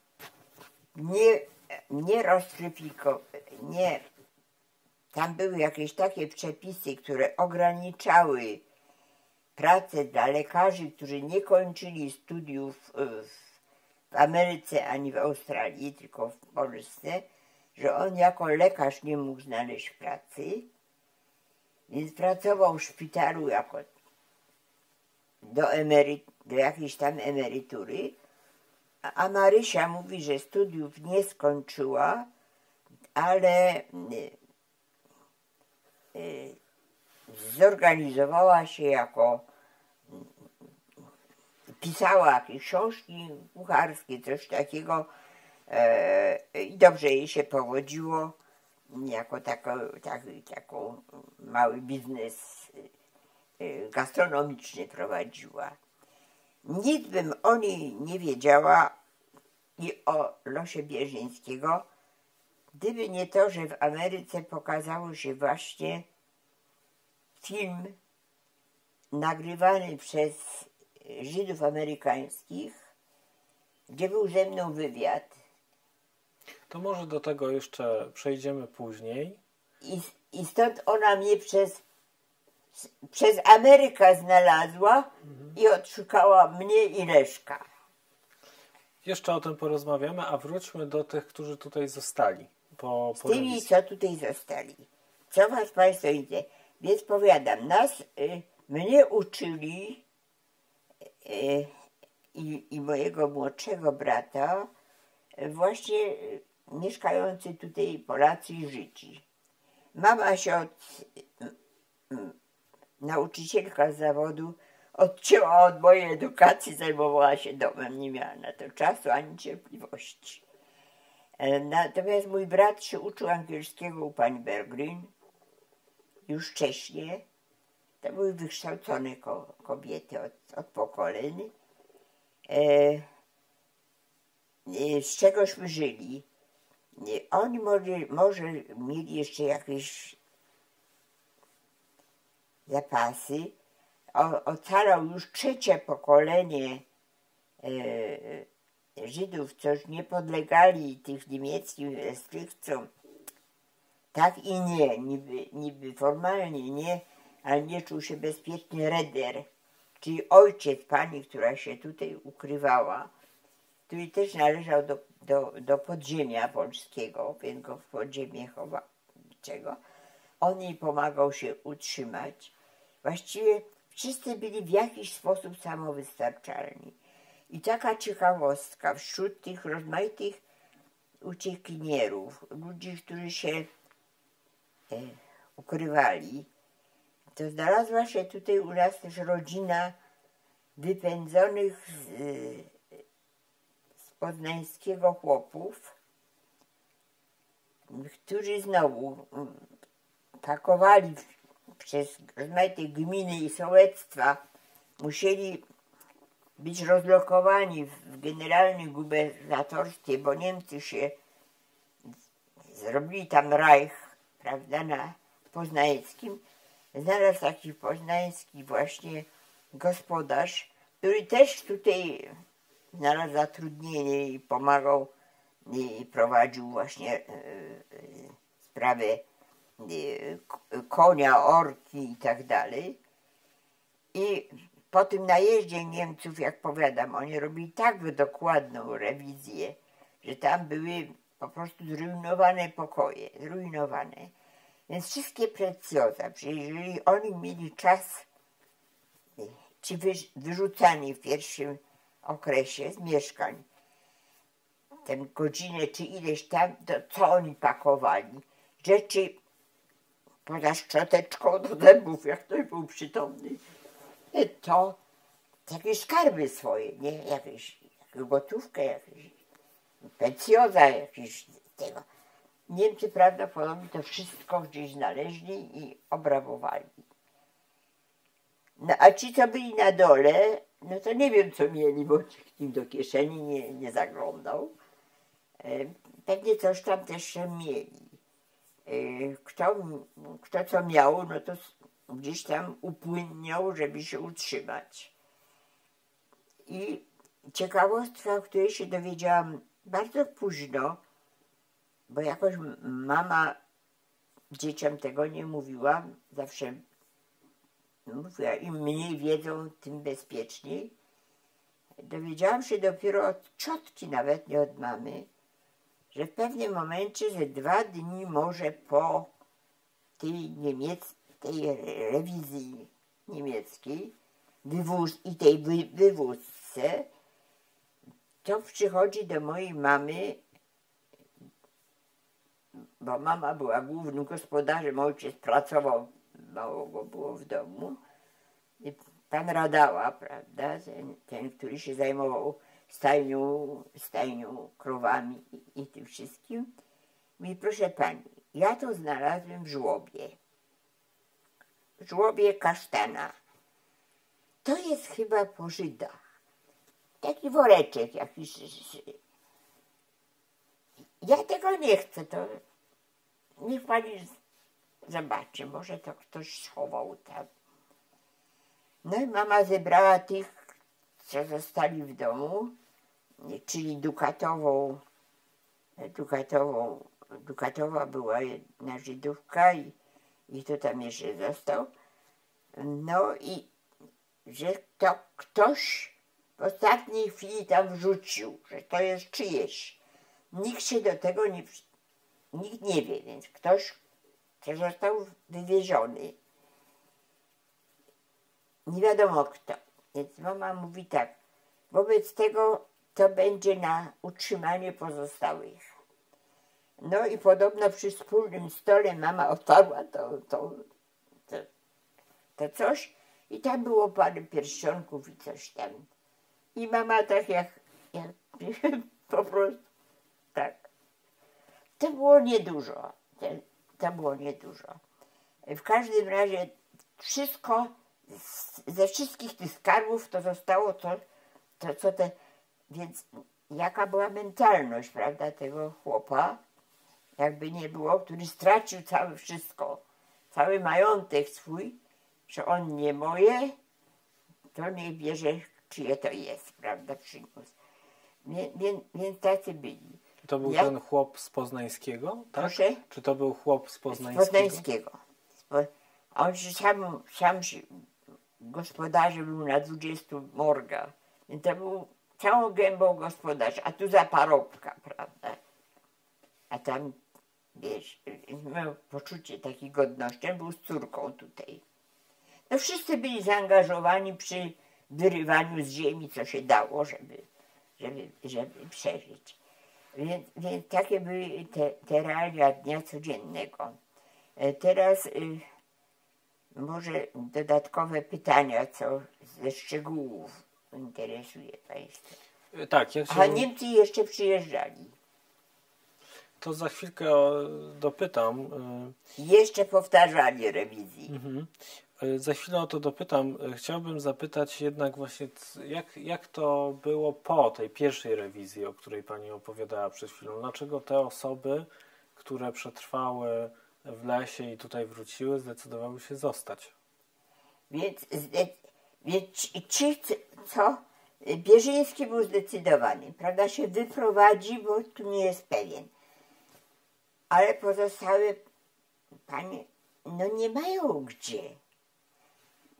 I ja nie byłam przy tym, ale podobno ojciec powiedział, albo ilu nas tu jest, przeżyjemy, albo wszyscy razem zginiemy. To było stanowisko moich rodziców. Powtarzam, co wiem, ale przy dzieciach się takich rzeczy nie omawiało. Oczywiście te przeżycia bardzo szybko człowieka dojrzewa się. Coraz więcej się wie, coraz więcej się rozumie. Więc ja już byłam w końcu dużą dziewczynką, prawda, dosyć świadomą. Więc zdawałam sobie z tego sprawę, że ci, co pozostali, muszą uważać, że nie można nikomu nic nie opowiadać, że Pawła trzeba pilnować, bo Paweł jest najbardziej zagrożony, bo jest sam. Więc to już miałam na uwadze, że jeżeli jakakolwiek zobaczysz, tutaj Niemcy jadą, albo wiadomość od sołtysa, że są w okolicy, ty z Pawłem idziesz w lecie na poziomki albo na grzyby do lasu, a jak jest zima, no to zobaczyć, czy nie ma śladu zajączków na śniegu. No. W każdym razie to jest na twojej głowie, prawda? I to był mój obowiązek i tego przestrzegałam. I tak było. I tak było. Niemcy jeszcze byli i znowu tutaj taka mała różnica. Zabierzów to jest zupełnie inna gmina i oni tutaj przyjechali tylko dlatego, że jechali śladami tego Bierzyńskiego. Natomiast myśmy podlegali administracyjnie Olkuszowi. To był powiat olkuski. To nie należało i gmina Biały Kościół. W związku z tym, żeby Niemcy tutaj przyjechali, to nie mogli jechać bezpośrednio z Krakowa, tylko jak stamtąd, to przez sołectwo, przez sołtysa w Będkowicach. A po tym najeździe Żydów u nas była powszechna panika w okolicy. Najechali do Rościszewskich, mogą trafić i gdzie indziej. Prawda? Więc wszyscy byli napięci. No i tak Niemcy kogo nie znaleźli, a mieli na liście, no to ciągle gdzieś sprawdzali. No ale już nie sprawdzali inaczej, tylko z tą listą przez sołtysa czy coś tego A sołtys był taki gościnny dla tych Niemców. Już ich zapraszał, a to panowie zmęczeni, a to tego, a to się napijecie, a to zjecie. Już był do tego przygotowany, a w międzyczasie jego dzieci i sąsiedzi rozbiegali się po okolicy. Niemcy w Będkowicach, Niemcy jadą. I cichosza, nigdy nikogo w domu nie zastali. Więc to było znowu takie, na wszystkie pytania, czy myśmy się nie bali. Całej okupacji się człowiek bał, bo niczego nie był bezpieczny, ale od czego wiele zależało. I to zawsze powtarzam każdemu. Były takie okolice jak, i nawet jak mam spotkanie z młodzieżą żydowską, to moje pierwsze zdania to są takie, że były jedwabne, o czym cały świat wie. Że Polacy mordowali Żydów, ale były też takie doliny będkowskie, o których nikt nie wie. A tutaj się uchowało wielu Żydów. Od czego zależało, czy było tak, czy siak? Od miejscowej elity. Jeżeli elita, a elita to było ziemiaństwo, to była inteligencja i to był przede wszystkim proboszcz miejscowy. Jeżeli te elity nie były endeckie, nie były antyżydowskie, a chłopi nie słuchali w kazaniach, jak to Żydów mordowali, jeszcze Żydzi Chrystusa mordowali, prawda, jak go biczowali i tak dalej, no to ci chłopi siedzieli cicho. Bo słyszeli, że Jezus był Żydem, prawda, i to jest, trzeba kochać bliźniego, jaki jest i pomagać, prawda, choremu, a tam biednemu i tak dalej, no to się trzymali tego, co ksiądz na kazaniu powiedział. No ale jak powiedział inaczej, no to było jak a u nas był ksiądz proboszcz mądry. Nie był żadnym antysemitą. Mówił zawsze do wszystkich o tym, jaki był Chrystus, prawda, jakie miał kazania, wszyscy są bliźni i tak dalej. A elitą to byliśmy my. No więc też żadnego antysemityzmu nie było. Chłopi ojca szanowali, bo znali, bo słyszeli z radia, taki mądry i tak dalej, jako działacz chłopski i tak dalej. Mama tej wsi biednej bardzo pomagała. Była za lekarza, za pielęgniarkę, za wszystko, co komu, a to do pani inżynierowej idźcie, to wam pomoże. No więc taki był, więc myśmy byli tutaj przez wieś szanowani i co powiedział pan inżynier albo pani inżynierowa, to było święte. Słuchajcie, tutaj u chłopów dalej była rodzina Lustera, a w młynie chowała się Żydówka. I też znowu ciekawostka taka z tej mentalności przedwojennej, jak się ona przez okupację czasem zmienia. Brat młynarza ku rozpaczy rodziny ożenił się z żydówską. To była wielka miłość, bo on został z rodziny wykluczony i ona też z rodziny wykluczona, bo ona wyszła za goja, a on się ożenił, więc oni wybucha wojna, ona co? Brat przychodzi z pokornym do swojego brata, mówi, ratuj mi żonę. I ci bracia zerwali ze sobą stosunek przed wojną, bo jakże skarżył rodzinę, ożenił się Żydówką, on tego brata przyjmuje i ukrywa jego żonę. Więc okoliczności zmieniają sytuację, prawda?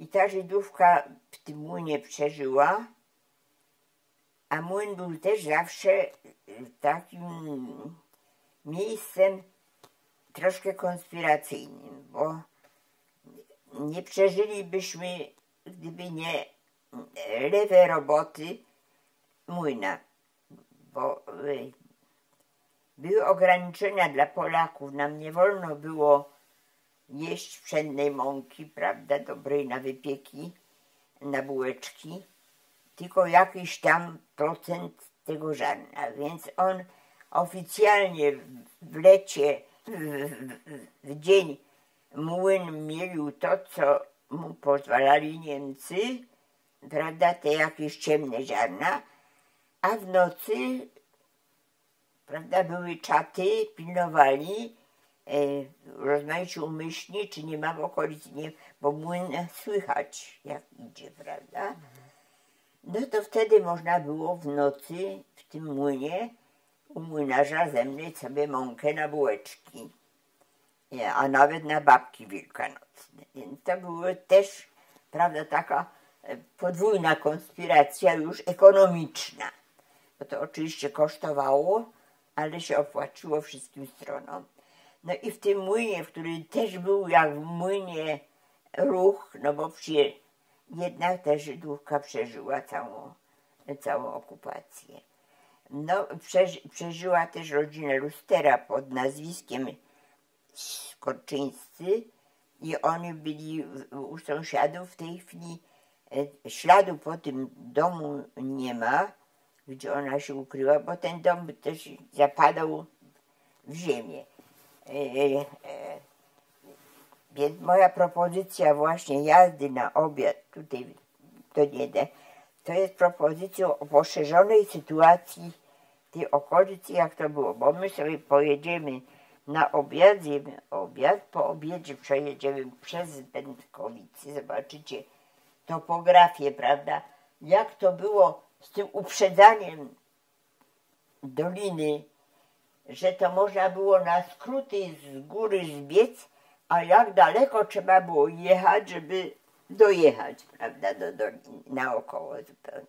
Zrobimy piękną wycieczkę przy okazji. Świetnie. Teraz jeszcze bym wrócił do sytuacji tutaj właśnie, w Dolinie Będkowskiej i w okolicznych miejscowościach. Czy dobrze rozumiem, że w takim wypadku tutaj cała społeczność, państwa sąsiedzi wiedzieli o tym, że Żydzi ukrywali się u państwa w domu, a państwo wiedzieli o Ale pewnie, że wiedzieli. Jak Pawełek się gdzieś wyrwał nam spod opieki i szedł drogą, to go ktoś zaczepił z sąsiadów. Mówi: Pawełku, a cóż ty sam idziesz bez swojej opiekunki, prawda? Więc Pawełek chodził z nami do kościoła.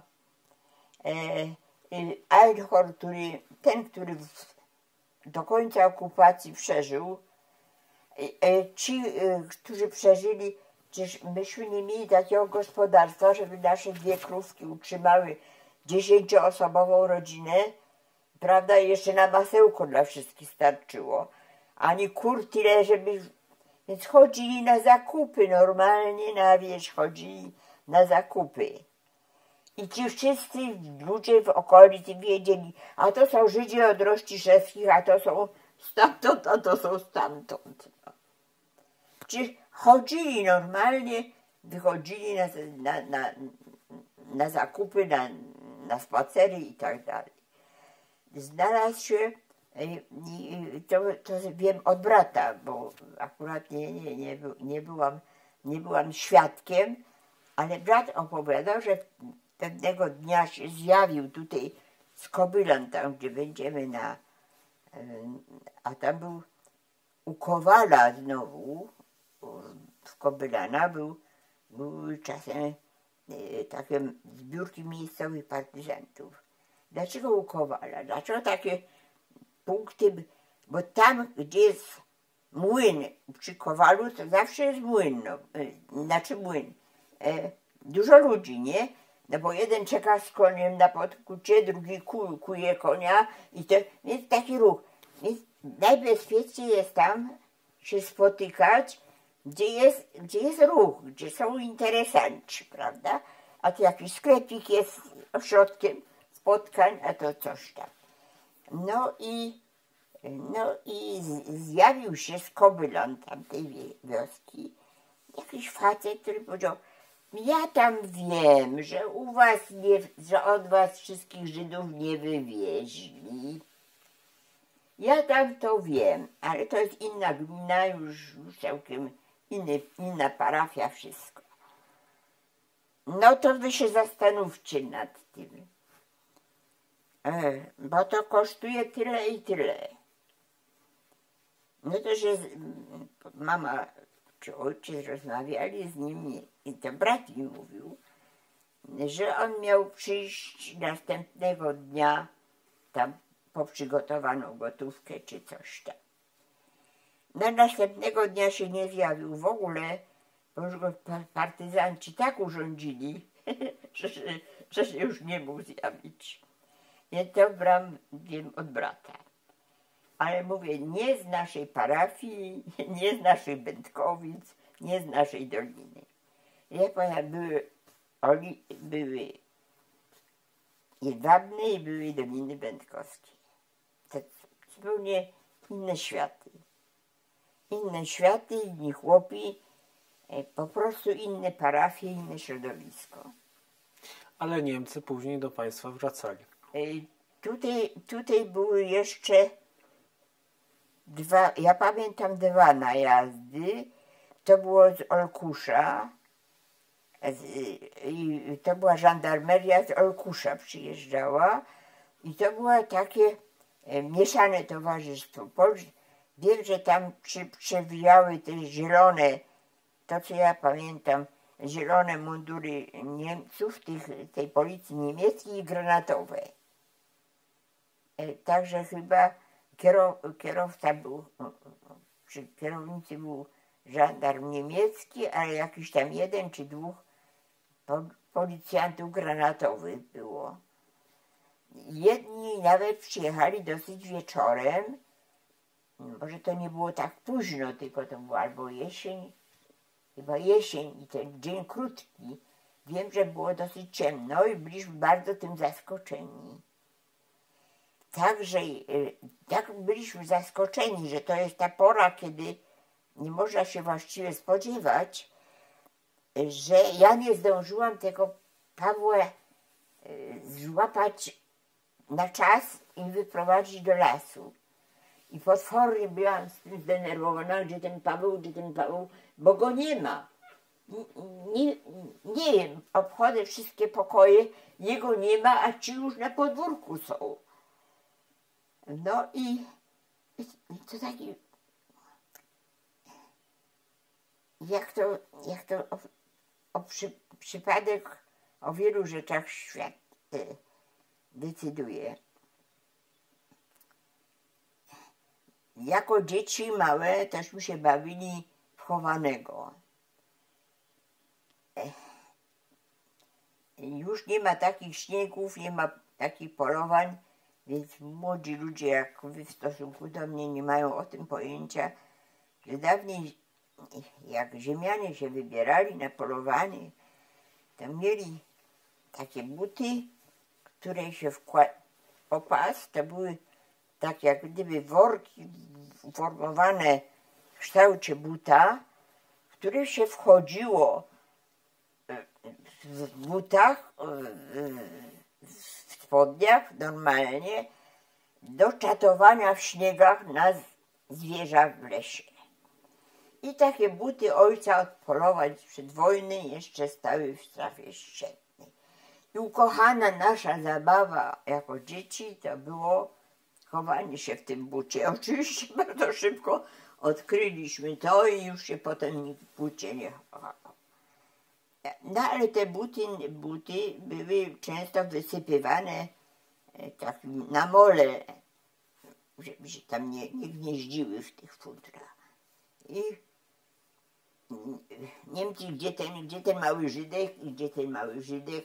Nie ma, przecież już mówiliśmy ileś razy, że go zabrali, wywieźli, nie wiemy. No, u nas U nas go nie ma od iluś tam lat. No nikogo nie znaleźli.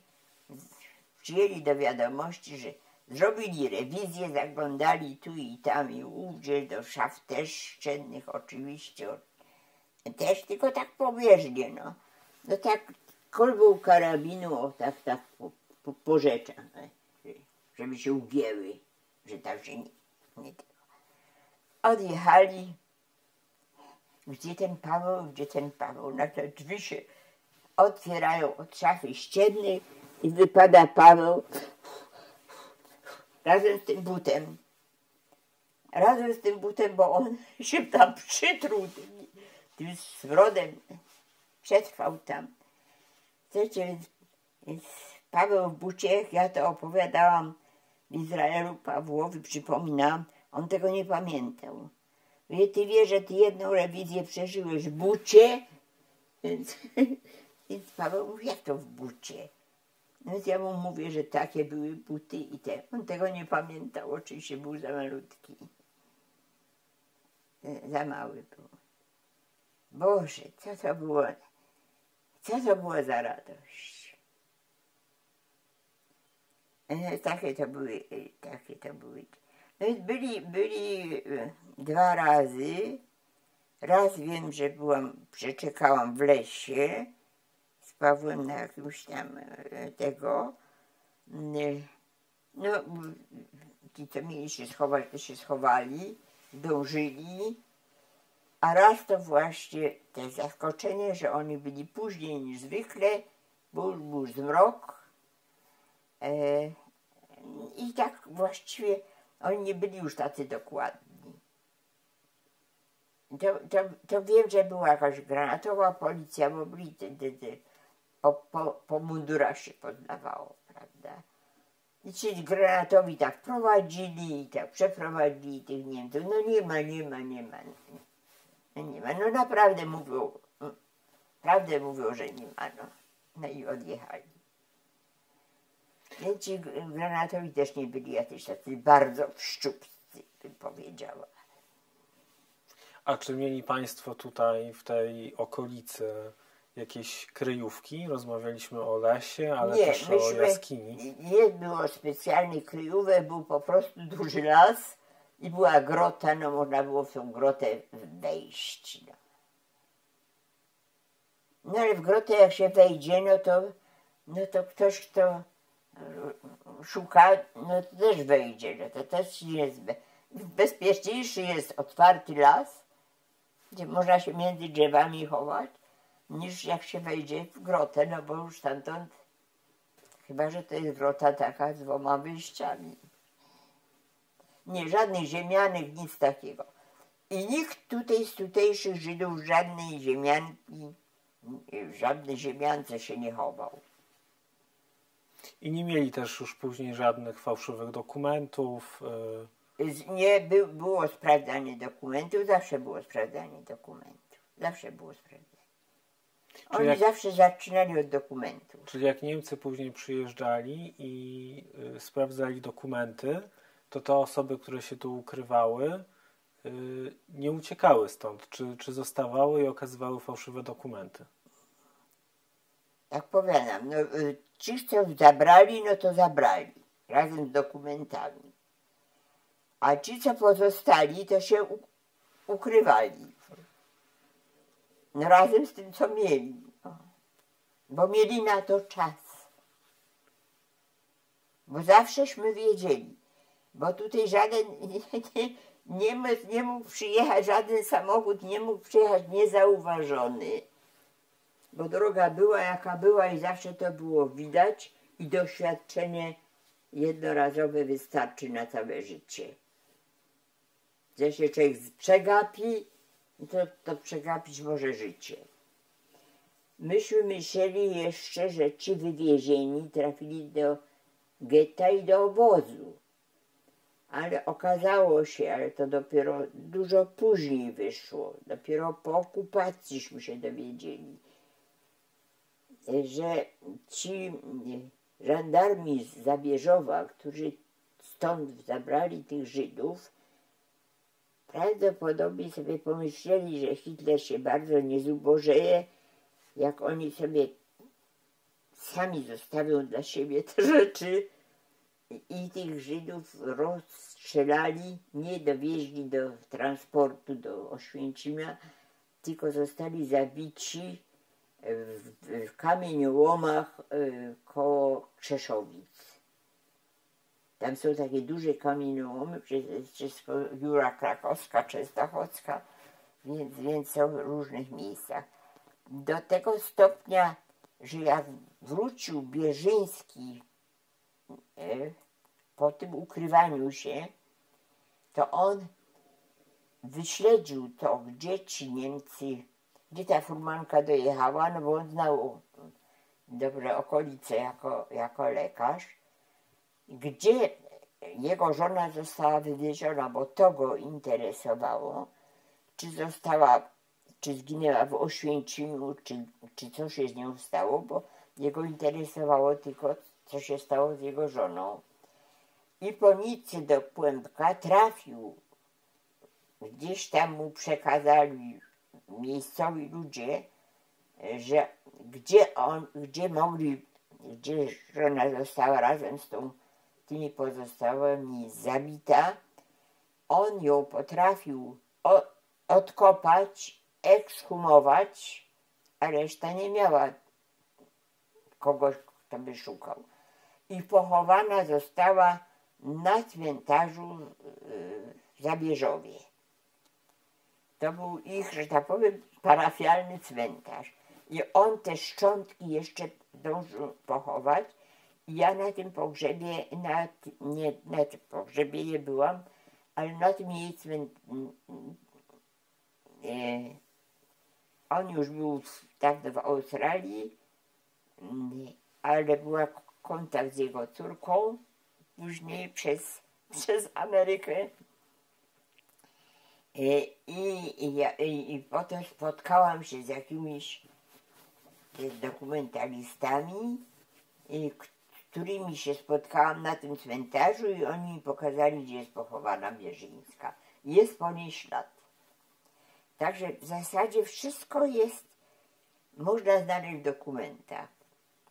Plus no moja pamięć, no i to, co zostało przekazane przez pamięci mojego brata. Brat długo pracował na Śląsku. Zresztą myśmy długo w ogóle nie wiedzieli o jakimś Stowarzyszeniu Sprawiedliwych wśród Narodów. To zostało dużo później. Rodzice nic o tym nie wiedzieli. Ja nic o tym nie wiedziałam. Dopiero się przez przypadek dowiedziałam o takim stowarzyszeniu, ale rodzice już nie żyli. I wiem, że rodzice bardzo przeżyli i oboje. Mama była już sparaliżowana. To był przyjazd Pawła do Polski. O losie jego powojennym, no to pokrótce to tak wygląda, że kto miał mieszkanie w Krakowie, rodzina Berggren-Reder, wrócili sobie do tych samych mieszkań, do tej samej pracy. Berggrenówna, bo ona była niezamężna, była nauczycielką, wróciła do liceum, w którym była przedwolną nauczycielką, była nawet chyba przez pewien czas dyrektorką. Ja byłam tam zapisana w 1946 roku, w 1945, że 6 w jesieni, albo w 6 jakoś. Miałam 14 lat, to akurat nie do gimnazjum. Zresztą szybko je komuna zlikwidowała jako reakcyjne. Pani Reder wróciła znaczy jej syn wrócił do swojej apteki, nim ją znowu, prawda, upaństwowiono. Jeszcze prowadził jakiś czas aptekę, a jego matka Reder, ona zorganizowała, to była taka społecznica dosyć, pani Rederowa. Ona zorganizowała w Krakowie kuchnię mleczną. czyli taką specjalną kuchnię, gdzie gotowało się dla niemowląt. Bo tylko takie kuchnie dostawały przydział na cielęcinę, w której się gotowało te rosołki dla niemowlak. Państwo jesteście w takim wieku, że macie pewnie małe dzieci, nie? Kto ma, to ma. W każdym razie jeszcze dla mojego syna to ja z tej kuchni korzystałam, buteleczki kupowałam tam z rosołkiem. Przecież nie do kupienia była cielęcina. No więc ona to zorganizowała. Co się stało z Einhornem, pojęcia nie ma. Jeden jedyny, który nie okazał nam żadnego, zobaczył, że okupacja się skończyła, do widzenia i koniu wodę. Wyprowadził się, do widzenia, dziękujemy i już. Żadnego kontaktu z Einhornem nie było po wojnie. Czy pamięta pani moment pożegnania z tymi osobami, które tutaj się ukrywały? Właśnie trudno mówić o jakimś pożegnaniu. Po prostu było zamieszanie ogromne, bo myśmy wszyscy się musieli opuścić ten dom, bo ojciec od razu został zaangażowany do pracy. Mama musiała od razu pójść do pracy, bo nie było. Po prostu ojciec przekazał ten dom, ofiarował po prostu dom. To nie podlegało żadnej parcelacji, bo to nie był żaden majątek. Ale po prostu, żeby ten dom nie był pusty, przekazał na Uniwersytet Ludowy, jeszcze wtedy katolicki. Po prostu zostawił ten dom w darze, przejął pracę w Krakowie. Od razu, jak wspomniałam już przed chwileczką, panie Berglin do szkoły, do pracy. Pani Reder organizuje kuchnię mleczną, jest na utrzymaniu początkowo swojego syna, który odzyskuje aptekę, prawda, bo Niemcy ją zabrali, ale on pracował w czasie okupacji, on pracował. Chyba przy klinice prowadził aptekę, bodaj, potem długo pracował też w klinice. I teraz tak, pani Dukat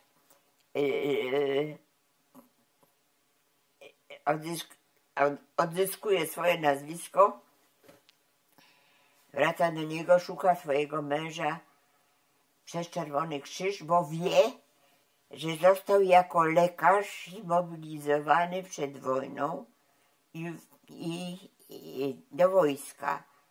No więc nie wie, czy on w tym wojsku przeżył, czy zginął na froncie, czy uciekł za granicę, czy cokolwiek się z nim stało, przez Czerwony Krzyż i znajduje go w armii Andersa. On po prostu został w niewoli, jak bolszewicy objęli, znaczy część tych wojskowych przeżył tą niewolę właśnie w Związku Radzieckim, w jakimś tam kołchozie czy gdzie indziej, i znalazł się w armii Andersa. Na terenie był wtedy Włoch. Jeszcze Niemcy przerzuciły te resztki do Anglii, oni byli tam rozparcowywani. I on nawiązał kontakt ze swoją żoną, panią Zofią, że on już do Polski po tym wszystkim, co wie o Polsce, o nowym reżimie i tak dalej, nie ma ochoty tutaj wracać, że część właśnie tej armii się tak waha, kto chce wracać, kto nie chce wracać. On woli jechać do Ameryki. No i ją poprzez... No i to były bardzo serdeczne takie, powiedziałam, że płaczliwe prawie poszedł. Myśmy już tak się zżyli, tak się związali. To była po prostu takie rodzinne stosunki, tak jakby się rodzina rozjeżdżała po wojnie. To był silny związek, to był silny związek wspólnego przeżywania. Więc pani Zofia ze swoją córeczką Ewą do Włoch i z Włoch do Ameryki, ledwie się tam znalazła w Ameryce. Jak to dziwna rzecz, że rodzice dostali bardzo serdeczny list pisany odręcznie przez jej męża, lekarza, który o wszystkim wie od swojej żony, ale ona odreagowuje wszystkie stresy i on jako lekarz wie, że ona właściwie jest w takim stanie trudnym do kontaktu, depresyjnym. I to on pisał listy, nawet do mnie to nie bardzo docierało, moja siostra to urodzona w 1945 roku, to pamięta, że myśmy nawet dostali kilka paczy z Ameryki, zawsze on je nadawał, ten jej mąż. Potem ona dopiero zaczęła po kilku latach pisać listy. Ale te wszystkie listy, właśnie ja szukałam tych listów w papierach rodziców, nie znalazłam. Natomiast odezwała się jej córka po latach na mój adres. Już rodzice byli, mama była sparaliżowana, a ojciec tak, niby zachował jakąś orientację do końca, o tyle, że mi jeszcze w ostatnich właściwie dniach życia to mi mówił: pamiętaj, ty w naszym imieniu, po naszej śmierci masz jechać do Izraela i zasadzić w naszym imieniu drzewko. Więc miał to w głowie. Natomiast już do kontaktów nie był zdolny. Jak chodziło o jakiś telefon czy kontakt, to on mnie prosił, żeby przeczytać, czy powiedzieć, czy tego, bo sprawiało mu to trudność.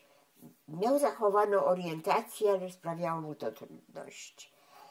Także, że nie wiem ostatecznie gdzie, bo szperałam po tych pargałach, ale nie znalazłam oryginałów tych listów, bo byłabym je zachowała. Na pewno bym je zachowała. Bo to tylko znalazłam, co było jakimś dokumentem, to ojciec popadł jakąś taką, zawsze był takim, powiedziałam, mesjanistą. Jemu przede wszystkim zależało na rozkwicie katolicyzmu i był mesjanistą i miał taką filozofię mesjanistyczną pod wpływem Lutosławskiego, ostatniego w Polsce mesjanizmu. Jeszcze ciągle tkwił w jakimś romantyzmie, to go interesowało, tym był pochłonięty. Pisał do końca życia, pisał jakieś wywody filozoficzno-religijne, niestrawne dla mnie, zupełnie niestrawne. A to na tym się skupił, a resztę to tak troszkę przekazywał. Co należało do niego jako porządnego Polaka i katolika, to zrobił, a resztę niech się córka martwi. O, tak troszeczkę było. Więc z Ewą było tak. Ja było z Pawłem. Paweł został zapisany do szkoły, chodził sobie do szkoły i nie mógł zrozumieć, dlaczego jego nazywają Wagner, jak on jest Rościszewski. I przy tym się upierał i nie przyjmował do wiadomości, że jest jakimś Wagnerem. Nic jemu się nie tłumaczył. On właściwie długo nie wiedział, że jest Żydem. My, pobożna katolicka rodzina, żeśmy sobie w majteczki nie zaglądali, bo my z tego nie mieliśmy żadnego rozeznania i żadnej różnicy. Coś tam wiedziałam, oczywiście, że wiedziałam, że jest Żydem, ale na czym polega ta różnica jakaś fizyczna, to pojęcia nie miałam, prawda? Natomiast oczywiście wiedziałam, że jest Żydem, bo musiałam nim zajmować w czasie okupacji. No i chodził do szkoły, no ja do tego, każdy żyje swoim życiem i w pewnym momencie zjawia się w 1946 roku, to już w zimie, nie, z wiosną 1946 roku zjawia się, wojna się 1946, zjawia się dwóch oficerów armii Andersa, jeszcze tacy się pojawiali na polskich ulicach, pod nasz krakowski adres na Urzędniczej, że mają wiadomości, że u nas uratowało się żydowskie dziecko. I tak oczywiście, bo rodzice to zgłosili. Też zgłosili w PCK, bo przecież nie było, w Czerwonym Krzyżu, przepraszam, w Czerwonym Krzyżu, przecież ludzie się ciągle szukali. Może on ma rodzinę w Polsce. Myśmy nic nie wiedzieli o jego ojcu, nic. Czy on się gdzieś w Polsce ukrywa pod jakimś nazwiskiem, nic żeśmy nie wiedzieli, więc rodzice to zgłosili. Uczciwie zgłosili, że takie i takie dziecko, równocześnie już go traktując jak syna, no bo zgłoszone, nikt się nie odzywa, nic nie wiadomo, no to był traktowany jak jedno z dzieci, tak jak w czasie okupacji. No i nagle niespodzianka, dowiadujemy się, że jego ojciec owszem żyje i mieszka w Izraelu od przedwojny. Od 1939 roku, to znaczy, przepraszam, w Palestynie, to jeszcze była Palestyna. Wyjechał przed 30, zostawiając żonę z dzieckiem przy piersi, bo nie mógł jej w tych warunkach brać w nieznane. Był kupcem, to się dowiedziałam później, w każdym razie zlikwidował polskie interesy, żeby się tam przeprowadzić. No i nimi zdołał ściągnąć żonę, no to wybuchła wojna i było co było, brak kontaktu. Jakie były losy Pawła? Uprzedzają, że Paweł żyje, że ojciec żyje, że chce go sprowadzić, no i się opuszczają nas. No po pół roku zjawiają się po raz drugi już z pełnomocnictwami do odebrania. No to jest szok dla rodziny, a zwłaszcza Pawła, potworny. Bo już rodzice uprzedzeni, więc Pawła troszkę przygotowują na to, że on ma gdzieś jakiegoś ojca, ale u niego to tak jakby obijało się, wiesz, jak od ściany. On nie przyjmował do swojej wiadomości, że on nie jest dzieckiem mojego ojca, mojej mamy, ani jakimś Żydem. W ogóle tego nie pojmował. To było dla niego nie do pojęcia i on to odrzucił po prostu. Z góry odrzucił, że jak na nic nie pomogły jakieś próby rodziców, nawet go próbowali, chyba go chrzcili w swoim zapale katolickim, chrześcijańskim. W każdym razie na Pawle to spływało jak woda po celacie, nic nie przyjmowało. Jak przyszło co do czego, jak przyszli panowie w mundurach, do których nie miał jakoś sentymentu, coś mu zostało w pamięci. I no to był tak w ciężkim szoku, że po prostu dla nas wszystkich to było. Ja już wiedziałam, ale ja wiedziałam, a on nie, bo on odciął się od takiej wiadomości. ojciec panicznie trzymał spódnicę mojej mamy, tak że go tak po kolei wyrywali go z tej spódnicy. Kopał, wierzgał, pluł na nich, kopał ich. Po prostu jego siłą wyrwali, siłą go wyrwali. To była scena makabryczna po prostu, zwłaszcza dla tego dziecka. No było jak było. No zabrali i Pawła nie ma. Dla Pawła, dla rodziców to było oczywiste. Ja się z tym też pogodziłam, że ma ojca, że ojciec ma prawo. Już byłam na tyle dojrzała, że dla mnie to było zrozumiałe. No ale nie było zrozumiałe, że odjechał i kamień w wodę. Żadnej wiadomości. Ma tego tatusia. Już chyba do tego tatusia dotarł. A ten tatuś nic, kompletnie nic. Może po roku rodzice dostają taką dziwną paczkę. Taką typową paczkę, jak chodziły po Europie takie rozmaitych organizacji wysyłane biednym ludziom, prawda, za żelazną kurtyną. No rozdzielają to, orientują się, że ona jest z Palestyny nadana. Wiadomości od Pawła, więc rozrywają to na moich oczach tą paczkę. I co w tej paczce? Żadnego listu, żadnej kartki, żadnego dziękuję, mam was gdzieś. Nic takiego, tylko dwie paczki czegoś takiego dziwnego. Nie to fasola, nie to coś tam takie zielonawe, w formie kawy, ale zielone. A my jesteśmy przyzwyczajeni, że kawa jest czarna. I może coś jeszcze, no herbata, no to jest wiadomo, że jest herbata. Dopiero ktoś rozpoznał, że to nie jest kawa, tylko niepalona, tylko taka niepalona kawa. Rodzice się nawet zastanawiają.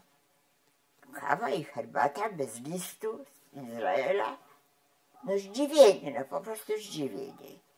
Jedna taka paczka po roku, może druga taka paczka, może w tym samym roku dwie. I też bez żadnego listu, bez niczego. Mama nawiązała kontakt, miała przyjaciółkę, która była Esperanto ten język.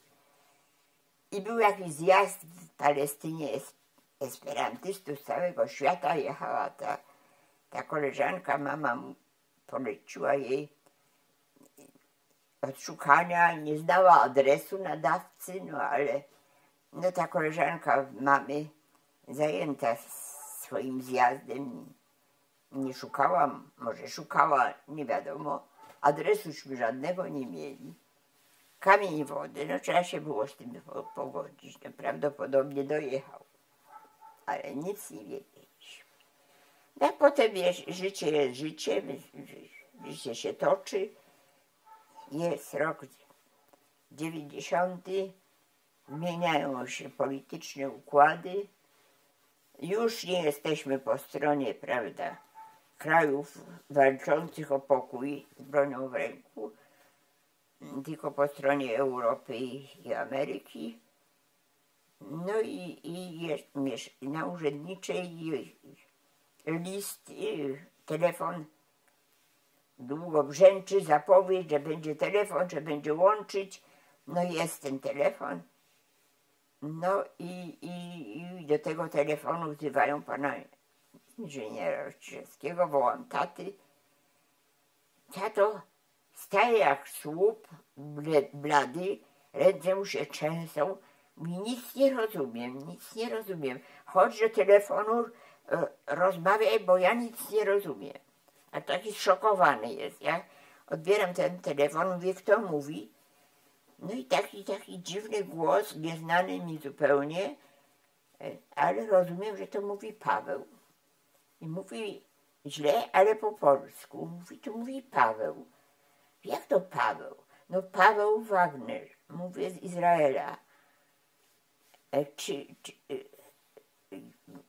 No i on też nic nie może mówić.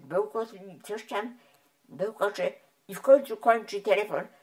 Ja zresztą zaraz tam będę. Dosłownie tak. Co to znaczy zaraz? Do tygodnia będę. Więc oczekujemy na wiadomość i znowu jest wiadomość z Warszawy. Mówi: Paweł, jadę do Krakowa. Chcecie przyjeżdżać do Krakowa? To minęło ileś tam lat, od 46 czy 7 roku. No więc się spodziewałem, że dostanę człowieka dorosłego, nie takiego. Bo w oczach mam 7 czy 8-latka.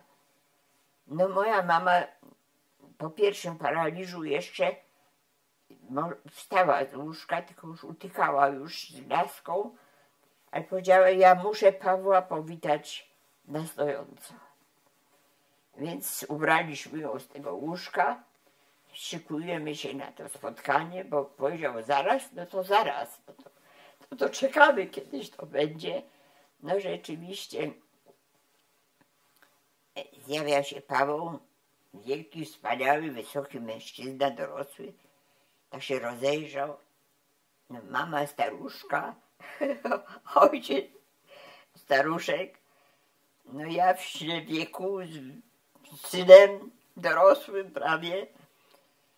No tak się rozejrzał po nas i przed mamą gruch na kolana, ale dosłownie jak stał.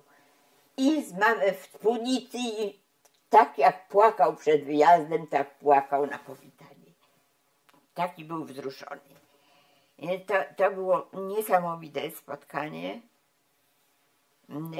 Ono tak było chyba ze 3 dni, że on nie był w stanie nawet dobrze opowiedzieć, co go spotkało, jak to było. Mówił kiepsko po polsku. Mówił po polsku, ale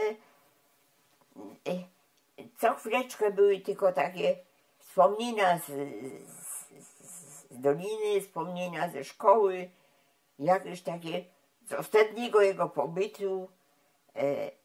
O rodzinie się wypytywał, myśmy się wypytywali, co chwileczkę ktoś beczał.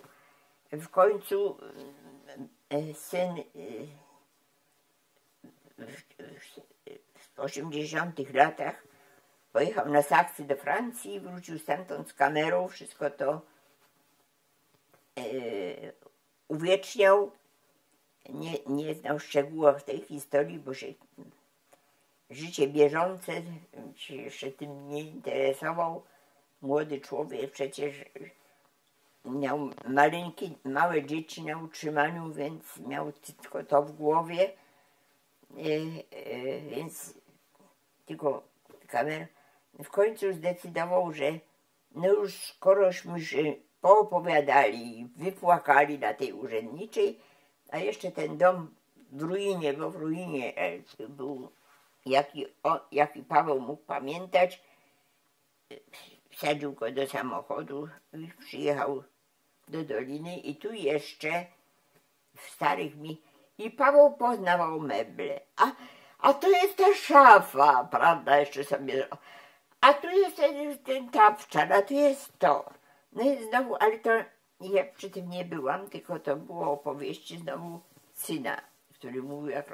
A jeszcze brat się do tego młodszy dołączył, bo brata starszego nie było, on był chyba wtedy. Albo jeszcze pracował na Śląsku, albo był na zagranicznych jakichś kontraktach. Ten brat Zaka. Ale młodszy sobie przypomniał właśnie Pawła, więc jeszcze młodszy się dołączył, no bo oni byli do siebie bliscy wiekiem. Prawda? Znaczy Paweł był taki ode mnie o 5 lat młodszy. Więc jeszcze młodszy od brata. Więc sobie byli wiekiem bliscy, więc jeszcze oni sobie coś tam wspominali z dzieciństwa. No i tak to było, no więc Paweł miał bardzo krótką tą wizę, czy przepustkę, czy jak się to wtedy nazywało. No wrócił i powiedział, że no na pewno jeszcze się spotkamy, na pewno wrócimy. No ja powiadam, rodzice jeszcze żyli, to był rok właśnie przełom, jakiś 90, 91, coś takiego. Rodzice, potem mama miała drugi paraliż, już w ogóle nie wstawała, w ogóle nie mówiła. Także to było dla mnie bardzo ciężki okres. Małe wnuki, synowa studentka, jeden syn, wszystko na głowie. Nie było pampersów, nie było pomocy, nie było tego, wszystko na mojej głowie. Ja już ledwie w ogóle łapałam sytuację na bieżąco, a ojciec zajmuje się swoim mesjanizmem, snuciem jakiejś przyszłości, prawda, Polska sumieniem narodów i takie rozmaite miał pomysły i tym się zajmował, jak gdyby uciekał od rzeczywistości PRL-owskiej czy wszystkich przeżyć w tą stronę. Mama już nie mówiąca, rozumiejąca, ale nie mówiąca. Więc to już był dla mnie bardzo, bardzo trudny okres. No, zdawałam sobie z tego sprawę, ojciec przekroczył 95 lat, mama 80, zbliżała się do 90 i ojciec mi wtedy wkłada w głowę właśnie mi, ale ty po naszej śmierci musisz pojechać. No i rzeczywiście rodzice zmarli. Mama w maju 94, ojciec w sierpniu 94, a ja w październiku 94 pojechałam do Izraela. Na własny koszt, na własną odpowiedzialność, bez żadnych ulg i tak dalej, tyle tylko, że za wizę nie płaciłam w ambasadzie. Nie było wtedy mowy o jakichś stowarzyszeniach sprawiedliwych, nic takiego jeszcze nie istniało, a jeżeli istniało, to poza moją świadomością, a tym bardziej świadomością moich rodziców pojechałam, uprzedzając telefonicznie Pawła, kiedy przyjadę. Czekał na mnie w Tel Awiwie, odebrał mnie z samolotu.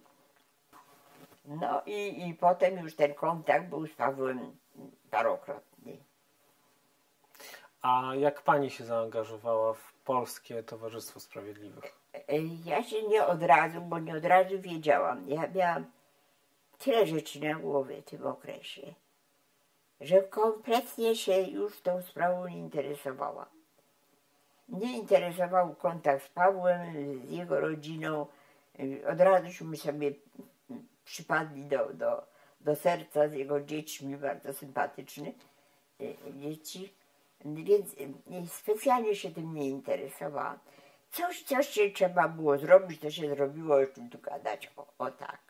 Nie było o tym mowy w środowisku. Nie spotkałam się nigdy, miałam takie pytania często. Czy wyście nie mieli przykrości z tego powodu, żeście przychowali? Mówię, jakie? Kto miał być do nas? Obracaliśmy się w środowisku nam bliskim, czyli w środowisku, które tak patrzy na życie jak moi rodzice. To było środowisko przyjaciół moich rodziców ze środowiska Tygodnika Powszechnego. Innych kontaktówśmy nie mieli. Chłopi byli jacy byli, którzy mnie szanowali, w tej chwili już pokolenie w ogóle nie zna, albo wymarło stare, w ogóle nie zna tych rzeczy. To już jest trzecie pokolenie, przecież na litość boską. Więc kto miał mieć jakiekolwiek... Nie spotkaliśmy się nigdy z żadnym takim, jak to byście ratowali, a dlaczegoście ratowali. To było tak oczywiste dla tego środowiska, że jak kto mógł i gdzie mógł, to ratował. Przecież wielu przeżyło dzięki takim jak moi rodzice, powiedzmy.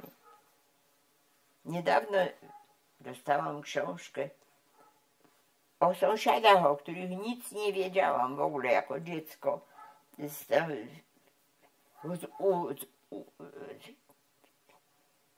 taki był majątek oczywiście rozparcelowany.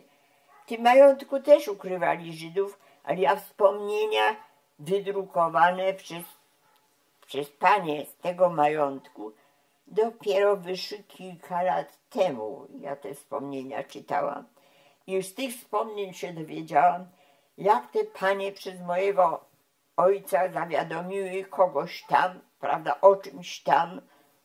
Nie wiedziało się o tym. To była komuna, walka o byt, o przetrwanie, praca zawodowa i tak dalej, i tak dalej. No właśnie, mówiła Pani o końcu wojny i o tym, że wtedy zrozumiała Pani, że chce zostać lekarzem, więc już na koniec jeszcze zapytam o ten wątek. To było tak, że to był taki szok od tego nienawidzenia Niemców jako wrogów do popatrzenia na Niemca nie jako wroga i Niemca, tylko jako człowieka umierającego i cierpiącego. To jest zupełnie co innego. Tamto był wróg, a to jest człowiek cierpiący. To jest człowiek. Tamto nie był wróg. Znaczy nie był człowiek, to był wróg. A tu jest człowiek. To jest niesamowity przeskok od tej świadomości dziecka nienawidzącego tego wroga i to z świadomości, przepraszam, to jest człowiek. Umierający, cierpiący. No, moja droga na medycynę była to bardzo trudno, nie od razu. Nic u mnie w życiu nie było łatwe, mniejsza z tym. To jest całkiem inne sprawy. W każdym razie wyboru zawodu nigdy nie żałowałam. W zawodzie się wypowiedziałam, sprawdziłam. Jeszcze jak przechodziłam na emeryturę, to jeszcze ostatni mój akcent to było zgłoszenie się na ochotnika do szpitala polowego, jak była wojna w Kosowie. I jeszcze brałam udział w pracy właśnie pod ostrzałem, można powiedzieć, w szpitalu polowym. Jedyna baba byłam wtedy. No to tyle. Czy coś jeszcze na koniec? Jeszcze jakaś refleksja? Proszę? Czy jeszcze jakaś refleksja na koniec? Chciałaby Pani coś dodać? Jakie mogę mieć refleksje, proszę Pana, no. Refleksja moja jest taka, że bardzo, że wpływ na nasze życie ma nasze wychowanie, na pewno. Że na wychowanie moich rodziców mieli wpływ ich środowisko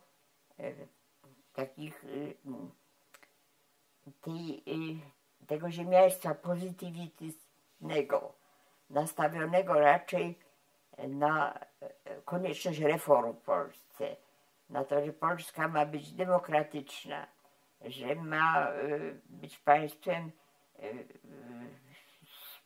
z dobrze rozbudowanymi usługami po prostu społecznymi, opiekuńczymi, prawda? Taki był, rodzice nie byli, w żadnej partii nie byli, ale skłaniali się tak, ojciec przede wszystkim podkreślał zawsze swój katolicyzm. Katolicyzm społeczny, takim wydaniu Meritena, prawda, tych francuskich katolików, takich społeczników, taki tygodnikowy, nie taki polskiej hierarchii. Więc to było no, ja osobiście się nie czuję katoliczką, ku zgorszeniu rozmaitych. To znaczy jestem, można powiedzieć, bezwyznaniowa, prywatnie powiedziawszy. Ale szanuję ten tygodnikowy katolicyzm. No więc tak ich ukształtowała. nauczyła ich wiele rewolucja, prawda, i tradycja rodzinna. No to, co widzieli za rewolucji, to w rewolucji, jej skutkach, jak ona wyglądała, no to jest dobra szkoła na całe życie. Złudzeń nie mieli. A równocześnie pozytywizm nakazywał Polskę budować taką, jaka jest. I też pracowali, dopóki mogli i jak mogli. No to byłyby takie ogólne. Ojca hasło życiowe to był czyń swoje i wbrew temu łacińskiego i patrz końca, to ojciec zamiast i patrz końca, to powiedział i nie patrz końca. Bo koniec jest nieprzewidywalny. Trzeba na każdym miejscu i w każdym czasie trzeba robić to, co się uważa za słuszne. No i powiedziałabym, że to na pewno po ojcu wzięłam. Nie wiem, że z mesjanizmem się nie zgadzam, ale to hasło przejęłam. Po prostu robić swoje.